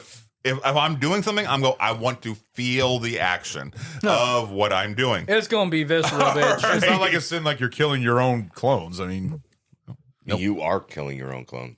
no, Yeah. I'm saying it's not a sin because nobody knows. Oh, It's oh, not yeah, a yeah. sin. Nobody's gonna. Well, Okay. not You're- really because you're ending a life. of yourself. That's absolutely a And sin. nobody is- knows. It's so not then against the you're- law. Nobody knows that they're. That's suicide. Yeah, Because then that is That's absolutely the a ultimate sin. sin. Forget what I said. I'm just logic checking you here, sir. I know. I'm just trying to figure out. In a way, I don't know. I just don't feel like it, You could get away with it easier. Yes, maybe that's what I'm trying to say. Yeah, from a legality point, you could probably get away with it a little easier. I mean, nobody's going to miss them. Unless they become integrated in society and have their own The only jobs. if I had Which clones, really it none would of be, them were. You go live your own Not life. in this movie, yeah. For the most part. And make another clone. You go live your own life. Make another clone. You go live your own life. Every now and then we get together and fucking bullshit, all right, and talk about what's going on and what sort of weird, fucked up shit we've been up to. All right, I'm like, okay, That would be that's pretty that would be an interesting family reunion. Right? It really You know, would just be. like every couple months get Sequel. together. All right, what have you been working on? Well, what have you been working on? And just go like that. All right, and in order to, I can live vicariously I'd through listen to that them, podcast. and then they would live vicariously through us. Yeah. You know, I mean, You wouldn't ever make clones of yourself. not and then have them be a part of my life. I'd make clothes of myself For them to go Just to out unleash and on the world. Nobody Yes. needs that. yeah, Unleash the army of stews. yes. It'd be like, all right, damn. You go to fucking Nevada. You go to fucking Alaska. You go to fucking Dakota because you're a little fucking asshole. Fuck you. I don't like you. That's the assholes when you send to Dakota, not Alaska. Yeah. Okay, all right. Alaska is much, much better than fucking North Dakota or South Dakota. Fuck North Dakota and South I'm Dakota. not convinced that either of the Dakotas are real. I've never met anyone from there. Oh, they are absolutely real, and they fucking suck. It's very open. You know, It's there's Nothing's there. There's some places between. So it's North- Alaska without any of the fucking prettiness. what is it like? That's true. I think That's it's true. 28 square miles between North Dakota and Montana that are from a legal standpoint, you are legally unable to be You're talking tried. about you're talking about the zone of death. That is a myth. All right, it is absolutely. I've heard about able that. To be. It's a zone of death. You know, there's like supposedly, there's parts in national parks that don't Yeah. that fall into a weird fucking loophole. Well, so the it is the bullshit. idea It's absolutely is that bullshit. you have to be from a jurisdiction standpoint, you must be tried by a jury of your peers from that particular jurisdictional area. Hey, guess what? There's a thing called federal law that fucking usurps the shit out of fucking anything else. All right. Touche. So to reference back to a point Stu made earlier about being honest with your wife and all this whole process, right? Yeah, I'm gonna tell her right up. I think I would roll the dice, be like, let's both do this. You make your clones. I have a four sets of clones, and see how this goes. Are you getting an Alaskan king? No. Are you cloning number 2? No. Again. All from me. But then you'll just get No, her. Are you gonna have her clone her number 2? So you'll have a retard you and a retard her. That'd be funny. That'd be a nice science. Honestly, that's just a science experiment. I want completely what's that movie? unethical I one, want but to what's see that movie if called? they can breed. What's that movie? What's see if that they movie can breed. called? I Am Sam. oh, dude, don't. Oh, that fucking heartbreaking ass movie. Holy shit! I showed Crystal that movie, and she got in like 5 minutes and started bawling. Like absolutely fucking bawling. Couldn't even go further than that to watch the movie. Couldn't see the screen. She was crying so hard. Damn. Well, damn. All right. Yeah, that's a rough movie, my Yeah. dude. That's Fuck it. Let's review it. That's your pick. It's a good film. I It's enjoyed a it. really good one. It's really, really good. Is that Joaquin Phoenix? No, that's what's his fucking name? Milk, motherfucker. Milk? Sean Penn. There you go. Oh yeah, okay, there we go. Yeah. No, but there's another one. There's another one where it's actually Son of Sam. Totally different film. No, but it's Totally got different it's got the chick from my mind went blank. I'm trying to remember her name. Noticed. The chick within the thing that did with the person Sandra on the Bullock. place. Till Dawn. On that one movie? The Yeah. Dust Till Dawn. It's got her in it. Selma Hayek? No, the other one. The one that's the one where the daughter. Nobody remembers yeah, anyone You know what I'm other than talking Selma about? Hayek Natural from Born that Killers. movie. Yeah, the daughter. Yeah. but it's her with another guy, and they're both. Oh, she was in fucking Old School too. Yeah. She's in. Yeah, she was also in. Wait, she was in Old School? Yeah, she was. Yes. She was in the beginning. She was the one that remember she caught them in the threesome. She was. Yeah. Old School. She was also in Starsky and Hutch with Ben Stiller. Yeah, Natural Born Killers. Juliette Lewis. Was it just There me, you or go. was that a Juliette really Lewis, shitty rendition? It was another actor, and they played mentally handicapped, but they were in love or something like that. Yes, I know what you're talking That's about. what I was talking about the Andy McDowell and another Michael Keaton, if they were both in number 4s. So I'm curious if so Down syndrome. Mm-hmm. Okay. Down syndrome, almost every male that suffers from Down syndrome, I don't like to use the word suffer, but every male that is Afflicted? Diagnosed. even affliction sounds like the negative connotation to it. Every male that has Is Down diagnosed syndrome with Down syndrome. is also Has the condition of. genetically sterile. All right. Usually, yes. Yeah, almost every male. Yeah. All right. And the females though are not, which is different to me. That it's weird. Well, that's, like X and Y chromosome. The only difference is that it's literally missing genetic material. I That's understand. why the Y chromosome is just. I understand that, but the fact that It's just that we're fucked up. It is. If you look through nature, whenever you have a majorly diverging from norm situation, they're almost always sterile. It's a recognition of nature that no, this is not the genetic path that we have accepted to be what we would like to continue the procreation with on the genetic level. I'm not going to say it, God or whatever. It's pure. It's not genetically viable. Yeah. All right. And it's weird that they've only chosen the male genetics to be sterile and not the female genetics, and because even if a typical male procreates with a Down syndrome female, the chances of producing another Down syndrome is 50%. So, which would be the same as a Down syndrome male if they were procreated with a non-Down syndrome female. Their genetic would be 50% chance at also producing a Down syndrome. So it's weird that nature has only chosen the male side to be sterile and not the female side as well. Interesting viewpoint, but it's really just it's the chromosome that is affected is predominantly no longer viable with a Y chromosome attached. That's all it is. But the reason why that nature has chosen it to no longer be viably, It's not nature. It's literally just math. It may be only math that is producing it, but what caused that originally to be that way is Shit got fucked up. Yeah, it's nature that has chosen to erase that that leg of through genetic material, saying nope, this is not the viable path that we are choosing to continue to procreate. I get where you're going with it, but you're entirely capitalizing the philosophical point. I'm going to the very beginning and then using the fact of based on nature's choice is how they've chosen to do that choice. Nature's choice is a very poor wording, but I understand what you mean. Yes. It's literally just that with a Y chromosome attached to the incorrect copying of genetic material, it becomes more likely to be non-viable. Yes. But then if you attach I'm trying not to use normal in a prerogative term. Average. All right. An average. Okay. So you attach an average to a non-typical, we'll use typical. All right.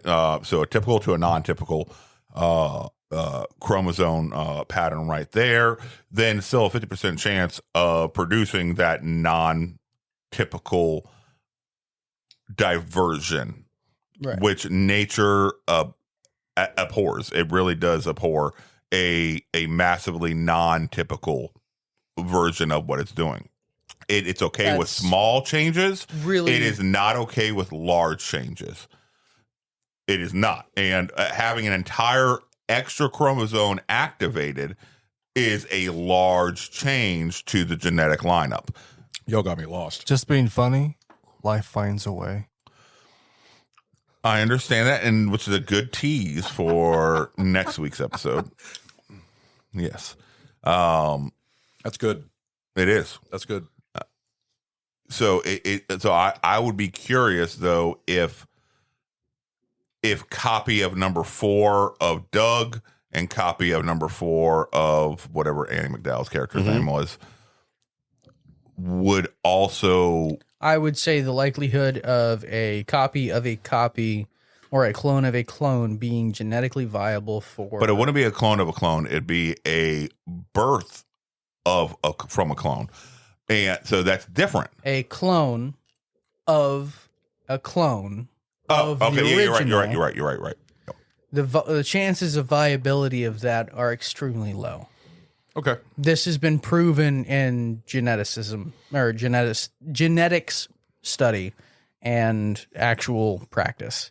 Okay. Non-human cloning, but most definitely secondary, like second generation clones are generally not viable.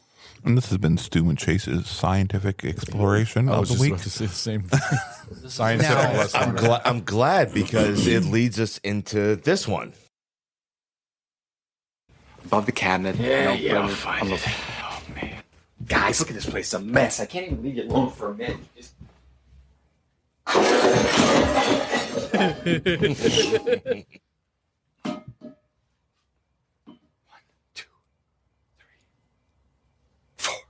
Doug, if I might. 3. Fucking shirt buttoned up wrong. 3.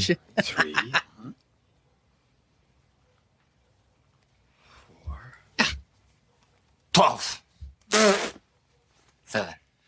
Doug, I'd like you to meet 4. I got a what? That guy gave it to me. I drive a car. Love how he takes his pizza Please and puts it in don't. his fucking billfold.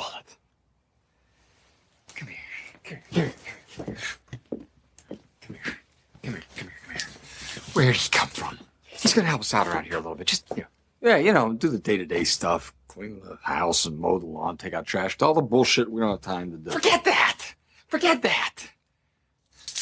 What the hell's wrong with him? Nothing. Nothing really wrong. He's special. He's fine. He'll be all right. Yeah, he's special, all right. Doug, see, what we did was we made a copy from 2. And now sometimes you make a copy of a copy, it's not quite as sharp as, well, the original. Well, that's kind of what happened. Leeds loved it. He loved it because he was, very experimental. And we got a great Nothing deal else on ever it, too. Very cheap. Leeds loved it, huh? Good. I'm glad Leeds loved it. Because I hate it. You can't just go around cloning people. That's crazy. Oh, man. All right, listen up. Listen really clearly to me. Rule number 2. First of all, we all remember rule number 1. No sleeping with your wife. It's in here. I got it. All right. That's important. Rule number 2. No more Dougs. That's it. This is plenty, I think. I'm going to call Leeds first thing in the morning. We're out of the Doug making business altogether. All right? Store's closed. Am I clear? Yeah. Yeah. Am I clear on this? Got it. Book is closed on that one.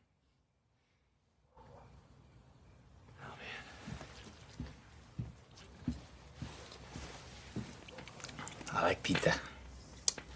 I like it. We're gonna need a cage. Bye, Steve. Good party. The fact that he's there the entire fucking time when the chicks are there, the two girls are there, and he's just standing there.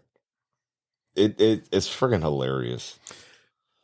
And I like how the fuck I know this isn't about part 4, but when the girls when they named themselves Lance and Rico, that was hilarious. But that chick scene, the funny thing was those chicks says, how many of you guys are you up there? Or sorry, I didn't say that right. It's in the title. Yeah, listen to the title because I don't say anything right. But no, seriously, it's hilarious how they did it. But what was he really put there for? Because what did he do other than just make messes and build? Why did they clone number 2? Because they wanted a room, somebody to do like you said, to mow the grass, do the shit that they couldn't do. Oh, but that's what 3 was for. To our previous conversation, I just looked up the stats. It is approximately 26% viability on genetic replication on a second gen clone. Okay, so that's still 1 out of 4, better than 1 out of 4. But also we joke about how fucked up it was. Annie McDowell fucking number 4, right? Yeah. All right, let's switch it around. Let's say Annie McDowell had a number 4. How would you feel Doug fucking her number 4? It'd still be equally the same. You think it'd be fun? Would you look at it funny though, or be like, "Oh, that's fucking disgusting. That's fucked up." Well, see fuck that. Well, see, that's a double standard. It is. Yeah, but we absolutely would Okay. look at it as fucked up. Yeah, we would because see, and that's the because you know that's why? the shitty part about it because you have in this particular role in this particular movie here you have a female who obviously doesn't know any better, or not, she doesn't know any better, but she doesn't see the big difference. Well, the concept possibility of there being a non. She does because she feels like that she's got like. She even thinks about. She has an argument with Doug, the number 1 Doug, is saying that I feel like you're another person. You're sweet and gentle, and then you're rough and everything else. She feels like he's got like a split personality issue. So she is noticing the difference between the more different Dougs. bipolar than split personality. Bipolar? No, Yeah, that's that what was schizophrenia. But that's what she's probably schizophrenia feeling. is different. That's dissociative identity disorder. No, I would, which is what quote unquote split personality is. That is, yes. He said grown from. schizophrenia. I just wanted to clarify. Yeah. Oh, I thought you were saying schizophrenia was DID. My bad.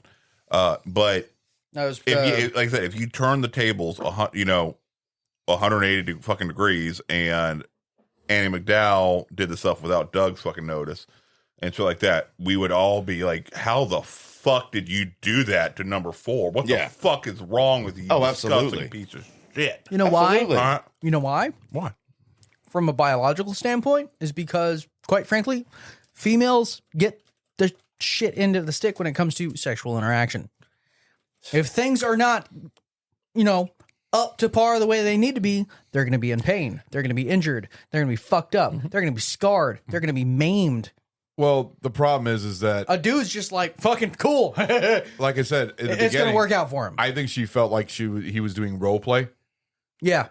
And, because she already had sex gentle, then rough, and now sort of playful, I guess you can say. It would be playful. More of a playful. The way he was talking, it wasn't playful. It was fucking retarded. But she was and going I know with retarded isn't the proper fucking terminology and shit like that, but that's fucking terminology that I grew up back with. then, it and- was. Yes, absolutely. All right, so I've done a lot of role play in my life. I've never role played fucking a Wait, retard. you didn't never put on the Right, I mean, that's never No, been. you would never went date today. Hello. not for sexual reasons and like that. No. No. You never I never asked my significant other to do that either. Why the fuck? Sorry, I'm seeing you like put on like a size large T-shirt, Yeah. And one of those fucking different colored propeller hats and walk into the bedroom. Hey, honey, when are you ready to go? We does my pepe. With the the I'm old not fucking doing that. swirl candy lollipops. Yeah. Is it holding that in your hand? Yeah. All right. And if that is my significant other's I'm not fucking here to kink, kink shame, all right? then I'm shaming the fuck out of that kink. I am shaming the fuck out of that kink right now. All right, that is wrong. A competent adult. Yeah, you need with to get another yourself competent fucking adult. checked in somewhere. So you feel you feel like Andy McDowell was making a mistake with what she did. Yes, 100%, 100%. But she knew that was her husband. She believed it to be her husband. She was probably going Who was against role going play. through a mental fucking goddamn breakdown. Yeah, but when a bitch is obviously. horny, they want their shit. So you think it's okay that she fucked a mentally disabled person? He really wasn't mentally disabled. He was 100% just, he was mentally disabled. he was 100%. No, Ron's like, no, I could have gone along with him. What do you mean he's disabled? he was slow. No. That's mentally disabled. Sir. Yeah. So what you think was she did was disturbing. If you It did would the not be same looked thing favorably with upon in the court of law. No. Sammy number 4, it would be fucking disgusting. Yeah. Yeah, it would be taking advantage of. That's a weird. It's a double standard. Double standard is a weird plot point in the movie. You know. So There's double standards in every. Do you probably feel like that's the form whole of reason media. why this movie got rotten? That's not the whole reason. No, It's not the whole reason. Not at No. all. I would say it probably didn't even play a part in it. Especially during the time that it came out. People didn't give a fuck. But do you think they can make no, that even scene when I saw happen? this, I'm pretty sure I saw this in the they theaters. cannot do even this when I was now. like, That's what I'm saying. she fucked Stu, a retard. Do you feel that like ain't fucking right? Stu, do you feel like they? That is not fucking right at all. Do you feel like they could do that scene again? Now? No, I don't think they should have done it in the freaking first place. That's Well, fair. I'm glad. You know what? I'm glad you brought that up. I am, because it goes very, very well into a lot into more this talking one. points than I expected on this. There's something else I think you should know. What? Well, it's about rule number 1. What about rule number 1? Well, crazy thing. We had to bend it a little. Yeah. I'd say we, bent it a lot. Damn near broke the thing off. Did you sleep with my wife? Hey, let's have some rice cakes and tea. I'm sorry, Doc. She's a powerful woman. Hey, take it easy. Take it easy. She thought he was you. She did, Doug. Fact is, she thought I was you too. What? Hey, we're not perfect. Yeah, we're not perfect.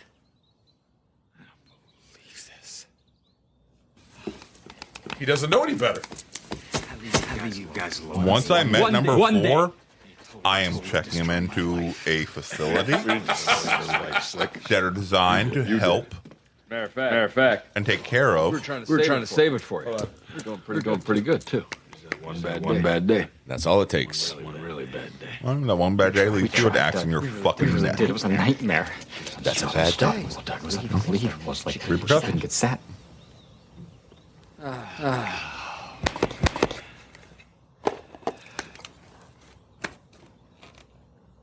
She touched my peppy, Steve.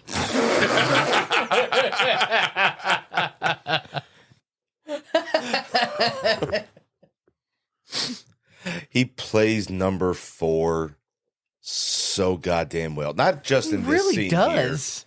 But it can't be made nowadays.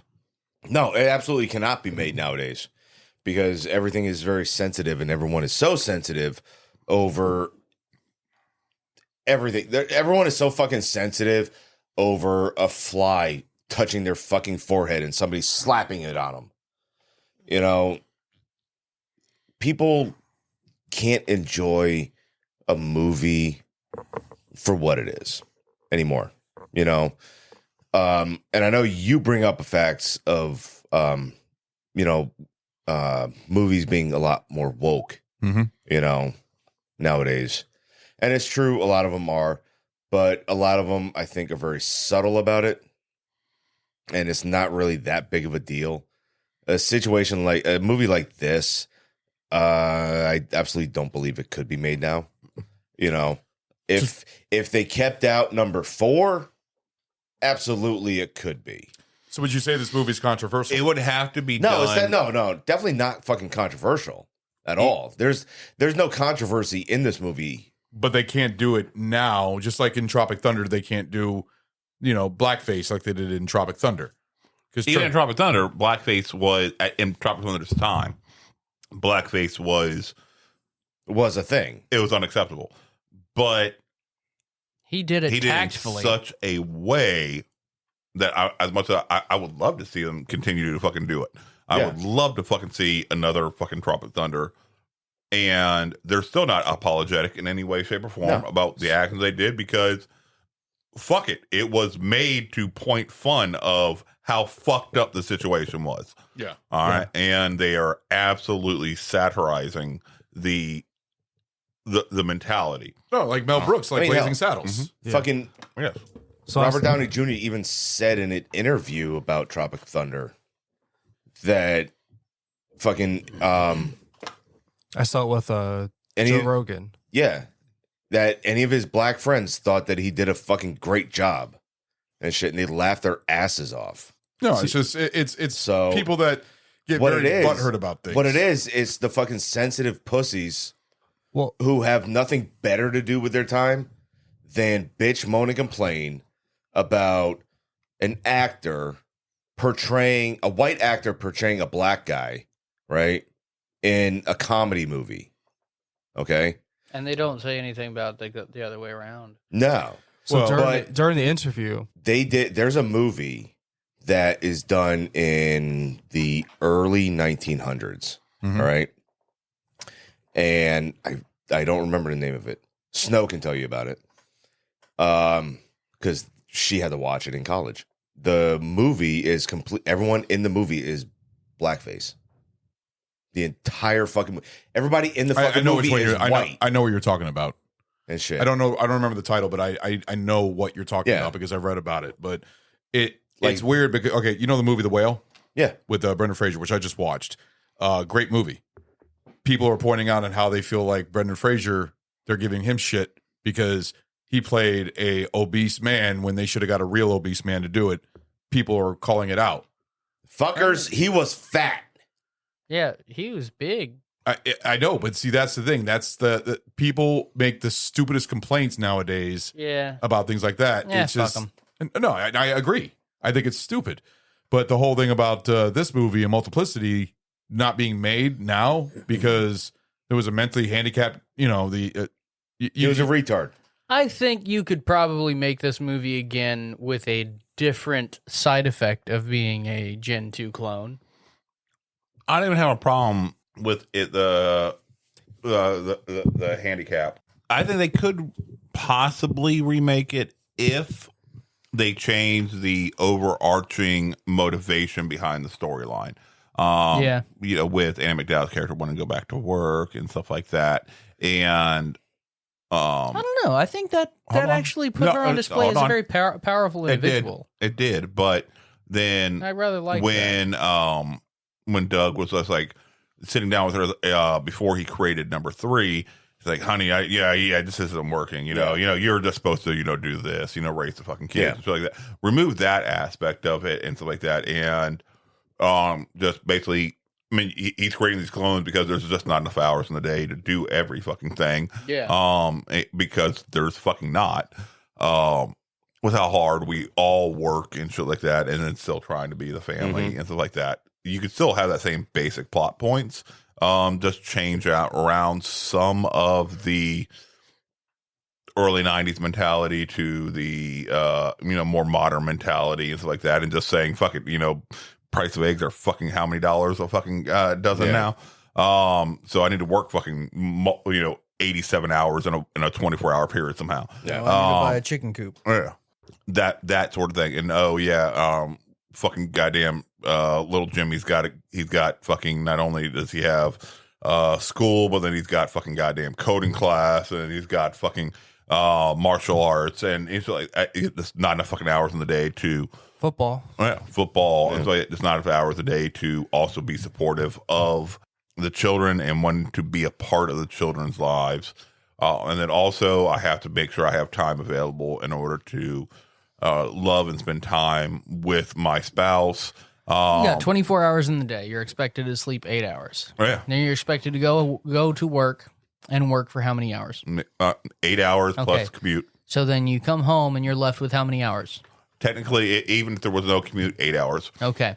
So that gives you probably 4 hours to spend with your kids before they need to go to sleep so that they can make it to school.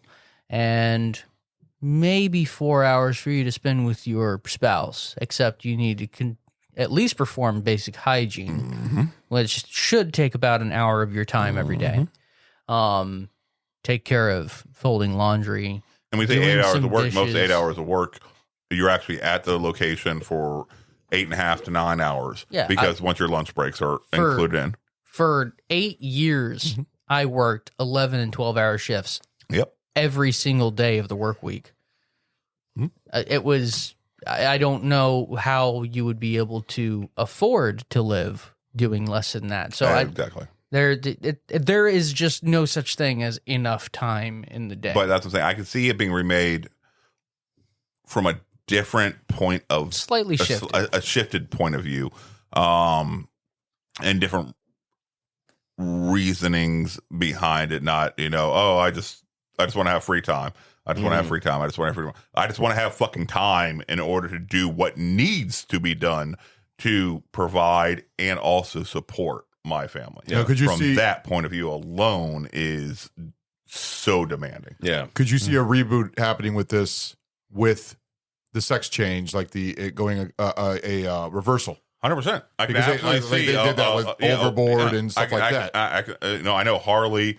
She works 12-hour shifts and 100%, stuff like that, and I see her having the same feelings that I, as a father, sometimes have not enough time for the family, and go through the emotional that could turmoil, actually even possibly be more entertaining, and not even playing it up as the different gender roles that we're supposed to have, blah blah blah, gender but just straight up playing the same feelings. I know they question when they're out there working and everything like that, of how good of a parent and how good of a partner they're being. Same way we do as men. We based on how many hours we work, we question how good of a parent and how good of a partner are we being to our spouse. Yeah, I recommend Natalie Portman for this, just so I can see 3 to 8 of her on screen at a time. I recommend Margot Robbie. Yeah. Touche. Yeah. Touche. No, I'm down. Yep. Yeah, I'd watch that movie. Yeah, I would too. With one of the clones. Oh, wait, you're putting her in a movie? No, I was to putting her take in the care of house. spouse. She's going to the house. My man. Fuck the movie. No, the one you bring home. Well, yeah. Yeah, she's coming straight to the house. I will say this. I did not realize that this movie would have this much debating about stuff like this. I didn't expect it at all. I was just saying I didn't expect this movie is to have so many talking points. Very interesting. Yeah, exactly. Very interesting talking points. Isn't that what we're supposed to do? Is to dissect films? Isn't It that the whole is. point? It is. But I never would have thought for this movie for a comedy like this. Okay. So I just think that's yeah. I don't know. makes it interesting. You're about to fall asleep. You want some of that 5-hour energy I got you? No, It makes for fine. good. It's it watermelon makes for good flavor. I'm TV, sure you'd love it. Is what it is. I'm fucking awake. I'm fine. You want to shut up? He's woke. All right. He's fucking woke. I'm fucking woke. All right. You woke bitch. Never pictured that, sir. Hey, he surprises the best of us sometimes. And the worst of us. Touche. I wasn't trying to be dead. I am. I was trying to be nice about that. Stu's normal for that. He likes to be a dick. I'm the worst of us. You said the That's best true. of us. That's true. I am said and the worst of us. That is Yeah, I can see just to see a whole carbon copy of 4 of yous. Oh God. 4 of yous. 4 of you. Use. Use guys. Use guys. Yeah, there you go. Jan, I gotta respect the youth. The youth. Youth? Youths. I'm sorry, the two Utes. The Utes? I don't have a Ute. I want to get a Ute. What's Utes are cool. What's a Ute? A Ute? Oh, I'm sorry. Four the of two you. U's. That would It'd be fun. interesting. It would be fun until it's very bloody. It's gonna be very bloody murder. Fun and games for about 15 minutes, and suddenly shit goes off the rails. As soon as one of them starts looking at your wife, you're like, "Yep, you're about to. It's time for you to go." All right, we're done here. Honestly, if I was a clone, I'm immediately cutting ears off. That's the first thing I'm fucking doing. I'm grabbing ears and fucking cutting them off. No way to tell then. At that point, you're like, boop, gone. Now we're all the fucking same. We're all star belly snitches, bitch. All right. So you're gonna cut your ears off too? Why am I getting the fucking music from Mr. Blonde from Reservoir Dogs? But I'm not dancing because that takes too long. I'm just fucking literally going around. Shit. I will Picasso myself. I don't care. All right. Well, you mean Van Gogh? Got anything else? You're right. You're right. There we go. Was there any other different casting choices in this? Yeah. I'm just curious. Honestly, I can't think of anything that would be better. Maybe. I swear if somebody says Tom Cruise, I'm going to throw something. Well, I think we all are a fan of Michael Keaton. Michael Keaton is a great fucking actor in so many great roles. And the fact that he's even coming as Batman for Flashpoint. But the fact is that I really loved how well, like I said in the beginning, he pulled off the different personalities perfectly. Arnold Schwarzenegger. Robin Williams. Oh, I'd have watched the fuck out of that. Robin Williams would be interesting to watch do that. That'd have been fantastic. Amazing. God, Excuse me. damn. He seconded that. That was loud. They said, excuse me. Oh, it's bubbly. Okay. No, I was just curious if there's any other casting choices, but I mean, Michael Keaton. Do you feel this movie is very underrated though? Oh, yeah. I mean, what define rated? I mean, what is its rating right now? Was it whelming? Low. I mean, it got. Underwhelming? The thing is, I think, what is it on Rotten Tomatoes? I think it got like a 43 or 53%, but I think for the user score, 45 tomato and 49 audience. Okay. So it's really not that well liked, which is interesting. Mm-mm. I'm really curious about our pint reviews. Okay. I'm curious about yours. Why? I don't know because I don't know because I have a feeling He's that typecasting you. Well, I'll see. I'll find out. What are you thinking? I'm thinking probably not a 4 or 5, but maybe a 3. Okay. I'm thinking that you might get a critical high, but maybe I'm wrong. Okay. All right, let's go with it. You go first. Are we doing that? Okay. One review. Multiplicity is more concerned with its special effects of multiple characters than any satisfying conclusion to its provocative premise. Oh my God. Did they watch the movie? Gene Siskel. Fuck him. Gene Siskel's not a good reviewer. He's not. He's What given else a lot of good movies bad reviews. I mean, a lot. More into the So mic. here, director Harold Ramis had more serious ambitions. Multiplicity should have been another Groundhog Day, which Ramis also directed, but he comes up short. Although Multiplicity is funny, it's not as heartwarming or inventive as Groundhog Day. See, and that's the thing.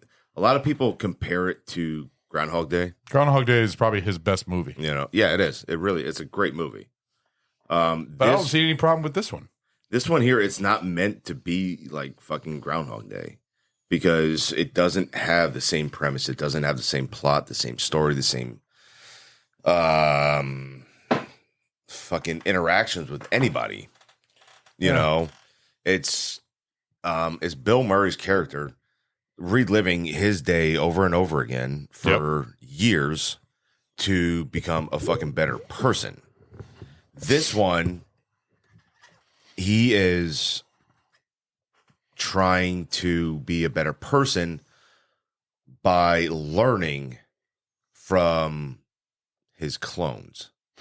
That's not why he's trying to be a better person. He learns through his clones. I'm sorry, not how trying to to be. be. He learns from his experience He because learns. really he was doing this to get away, have do Which his whole so thing. Bill Murray learned through his experiences how to be a better person. Yeah. So just like Michael Keaton learned through his experiences how to be a better person. So that's what you mean that they're comparing it to the same as Groundhog's All right, Day, but that's not as like good. saying, okay, they're totally different films. That's not what they're going for.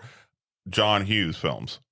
All right, they're all very similar as far as if you paint in the big overall pictures of youths growing and learning and becoming into adulthood, things like that. But they're all totally different ways they're getting there. They're totally different points of view and framing devices, everything about it.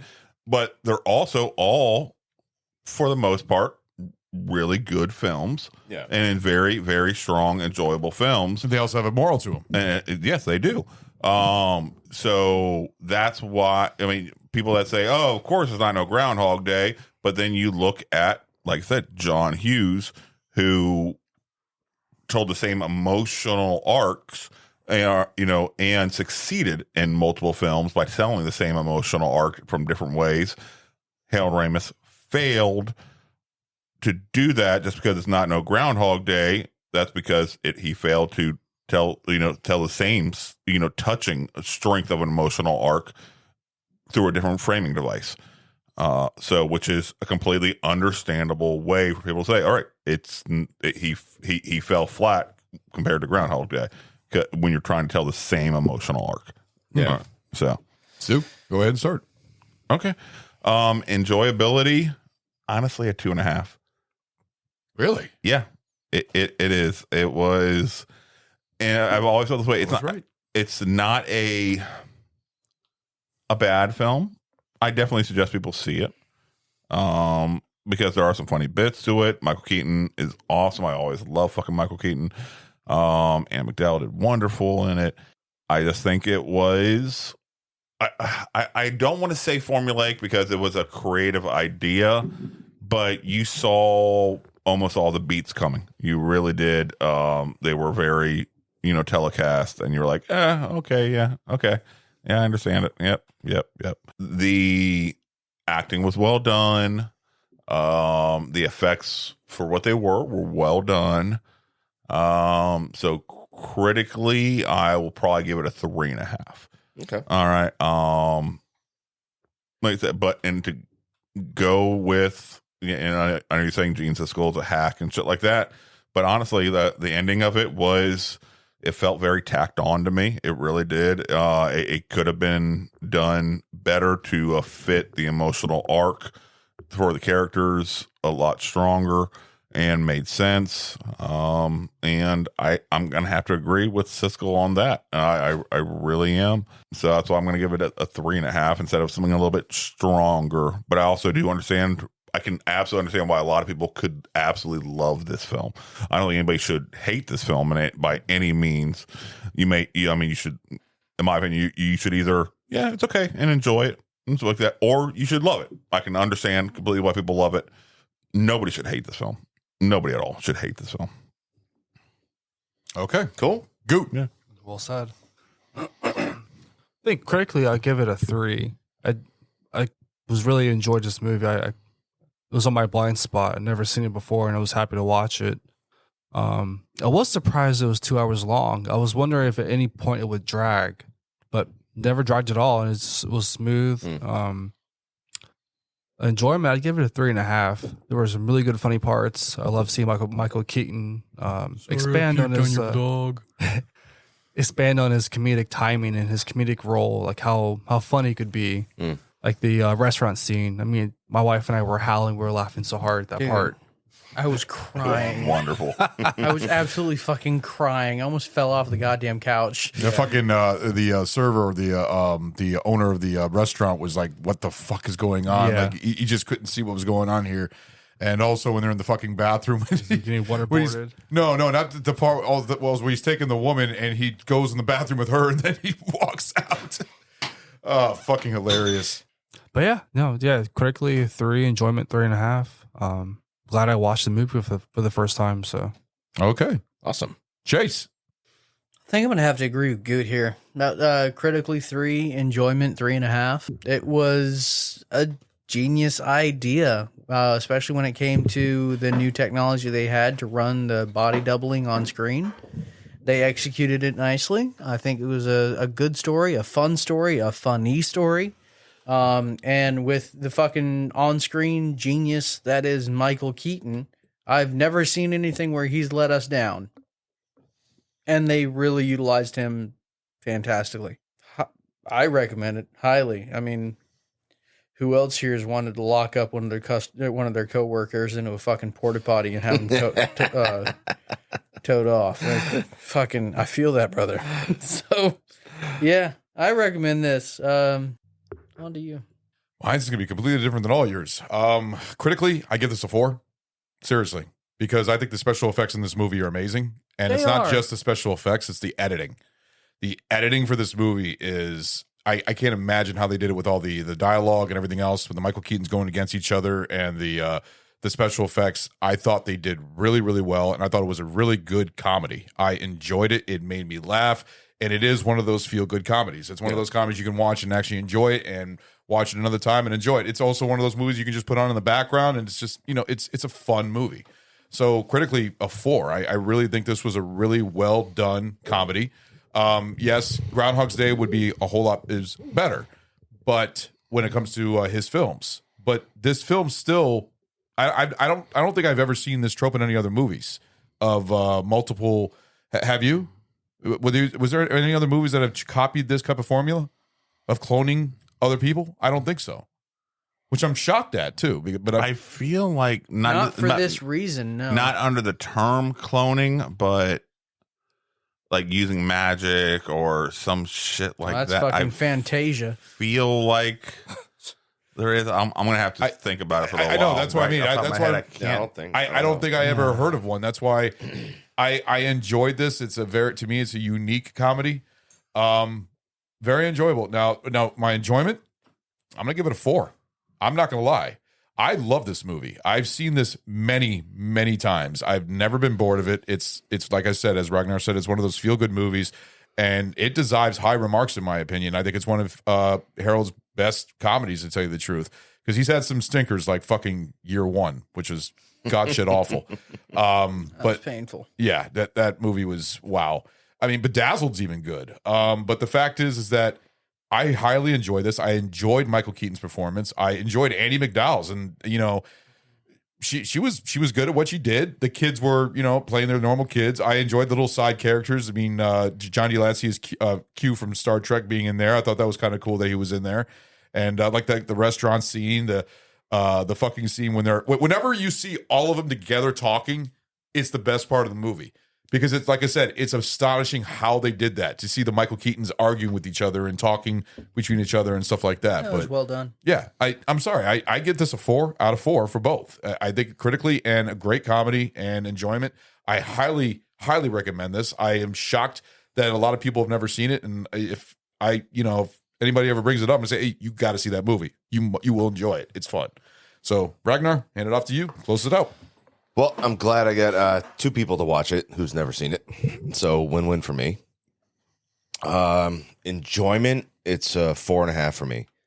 I absolutely love this movie. I wouldn't say it's a comedic genius, but it's a real life scenario that real life feeling. Real life feeling scenario that you can understand and get behind. And you can relate to it. You relate to it, you know. God, if I just had 6 Just more, don't let Stu get shit done. Just don't let Stu relate to it, because he'll just fucking kill people. No, he'll clone him for 24 hours. He'll clone and himself then and then end kill him. Yeah. So there's a difference. All right, you're gonna fix my roof. You're gonna grill for me, and then just meet me over by the pool. Right. Oh no, actually over by the pigs. Be a whole dog right behind the fucking backyard. We're gonna play a fun game of tag with a shotgun. Hey, can you stand right in front of that hole? Fall right into the thing and start burying him. Yeah, the last clone's just gonna dig holes all day for some unknown reason. And if he doesn't, he dies. I can get another one. Exactly. Not movie related, but The Simpsons. There's a Treehouse of Horror episode where Homer has like a magic hammock. We can like clone himself.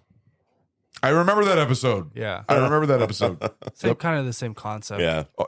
Yeah, all the there was like a whole army of Homers. I remember that. Yeah, but they're missing belly buttons. Yep. He's like, he brings him to the cliff. Like, who remembers how to get home? The guy raises his hand, shoots him right there.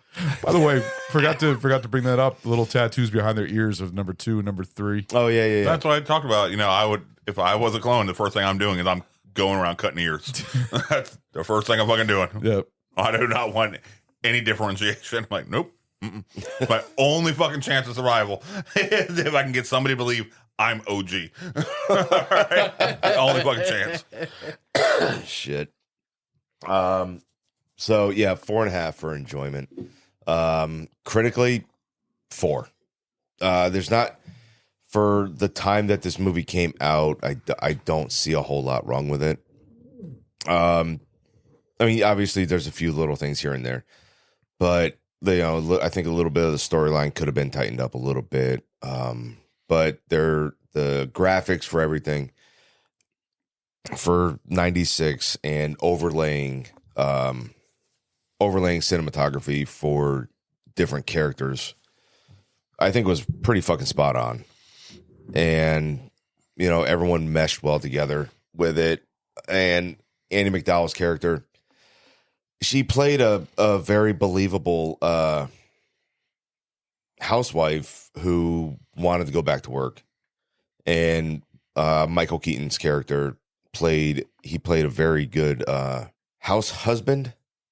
Mr. Mom. Mr. Mom. Yep. Again, it showed that like after a certain point, he's tired of being Mr. Mom again, and he needs to go back to work. So then it goes into the whole thing of, bringing number 3 in, and then, well, they don't have time for anything, so number 4 comes in. He's very special, and he is literally the entire comedic relief of the entire fucking show. And I like pizza. It's fucking wonderful. And if you've never seen this movie before, please go see it. Make your own decisions on it. Yes. Make your own judgment. Enjoy it. I doubt you'll fucking hate it. And I want to thank everybody for joining me on this adventure. I would like to say that Ron and Ragnar, you guys brought up some pretty good points on the special effects and just the way this story was done. I'm going to have to change my critical to a 4 as well, honestly. It's more of the, Sweet. I give more kudos to the fucking editor more than anything. The editor having to edit this was, I'm just, that's a lot of work right there. Just all the overlaying and just matching the dialogue. And that right there is what got me. This got to get a high critical for that. Yeah, I just had to put that in there. You may proceed. Because the way that when I was looking everything up, the way they did everything was, so when he introduced number 3, right? So Michael Keaton caught the first when he was asked if he wanted a beer, right? So a guy tossed him a beer, right? And he caught it. Well, I need another one, right? Then when they go to the scene of him actually throwing the beer and shit, they call this the $1 million throw because it was done in one take. Damn. Like it was. When I say it's done in one take, what I mean by that is it was done cinematography. Like everything matched the way that it was thrown and the way that he caught it was all done like in one take. Yeah. So you figure him throwing it is one, him catching it is another, right? So that's 2. And then you bring in 3, right? So that's 3 cuts right there, at least. And then the interaction, that's 4, 5. That's at least 10 takes right there, for that fucking one scene. So the ability for then, because you have to stop, change a wardrobe, go back, redo the fucking scene with somebody, with a dummy, so you actually have somebody to talk to, and then continue the whole fucking scene. So like you're literally having to do all these different fucking takes with one character in multiple different sets. See, that's the thing. That's the thing that they do nowadays. The Hobbit films, with Gandalf and the dwarves. He filmed them in another room and filmed the dwarves in another room, and they overlaid that on one picture and everything else. That's how they do it now. If they were to do this movie now, that's probably how they do it. They wouldn't do it with the different filters, they actually have different places to shoot it. Yeah. And then put it all together as one, and it'd all be green screen shit and stuff like that. I don't know if this movie was using green screen. It wasn't. At all. Exactly. So It wasn't. the way they did it, amazing, especially for the 90s too. So that's why I give high kudos for that. So yeah. So, like I said, I want to thank everyone for joining me on this adventure with this wonderful fucking film. I appreciate you having us Thank you. along, sir. Oh yeah, this was fun. I was looking forward to this one. Very good. And see you guys on the next show. Alrighty. Bye. Make it show. Pizzas are selling like crazy. They just can't seem to get enough of my pepperoni. And Doug, you would be so proud of Ford. He's working 2 jobs now and doing very well. In the morning, he delivers newspapers, and then the rest of the day, he delivers pizzas for us. Hey, pizza! Hey guys, thank you for listening to our episode in our season 3 of Barrel Age Flicks. If you like our show, please leave a 5-star rating on Apple Podcasts and Spotify. Guys, this helps out enormously. Give us a follow on Instagram at Barrel Age Flicks Podcast. If you would like to send us a special film request, please contact us via Instagram and we will give you a personal shout out on the show. We are also on Facebook and Twitter. Our podcast is available on Apple Podcasts, Buzzsprout, Google Podcasts, Audible, Pocket Cast, Spotify, Castbox, iHeartRadio, and Pandora. Special thanks to Carl Casey at White Bat Audio on YouTube for his awesome music. This guy fucking rocks. Check him out. Want to give a shout out to Sammy, one of our guest hosts on the show, who does our amazing album artwork. Thank you, Sammy. Our podcast only exists because of listeners like you. To find other great shows, head over to deluxeeditionnetwork.com. Hope you join us for our next episode. Later, guys.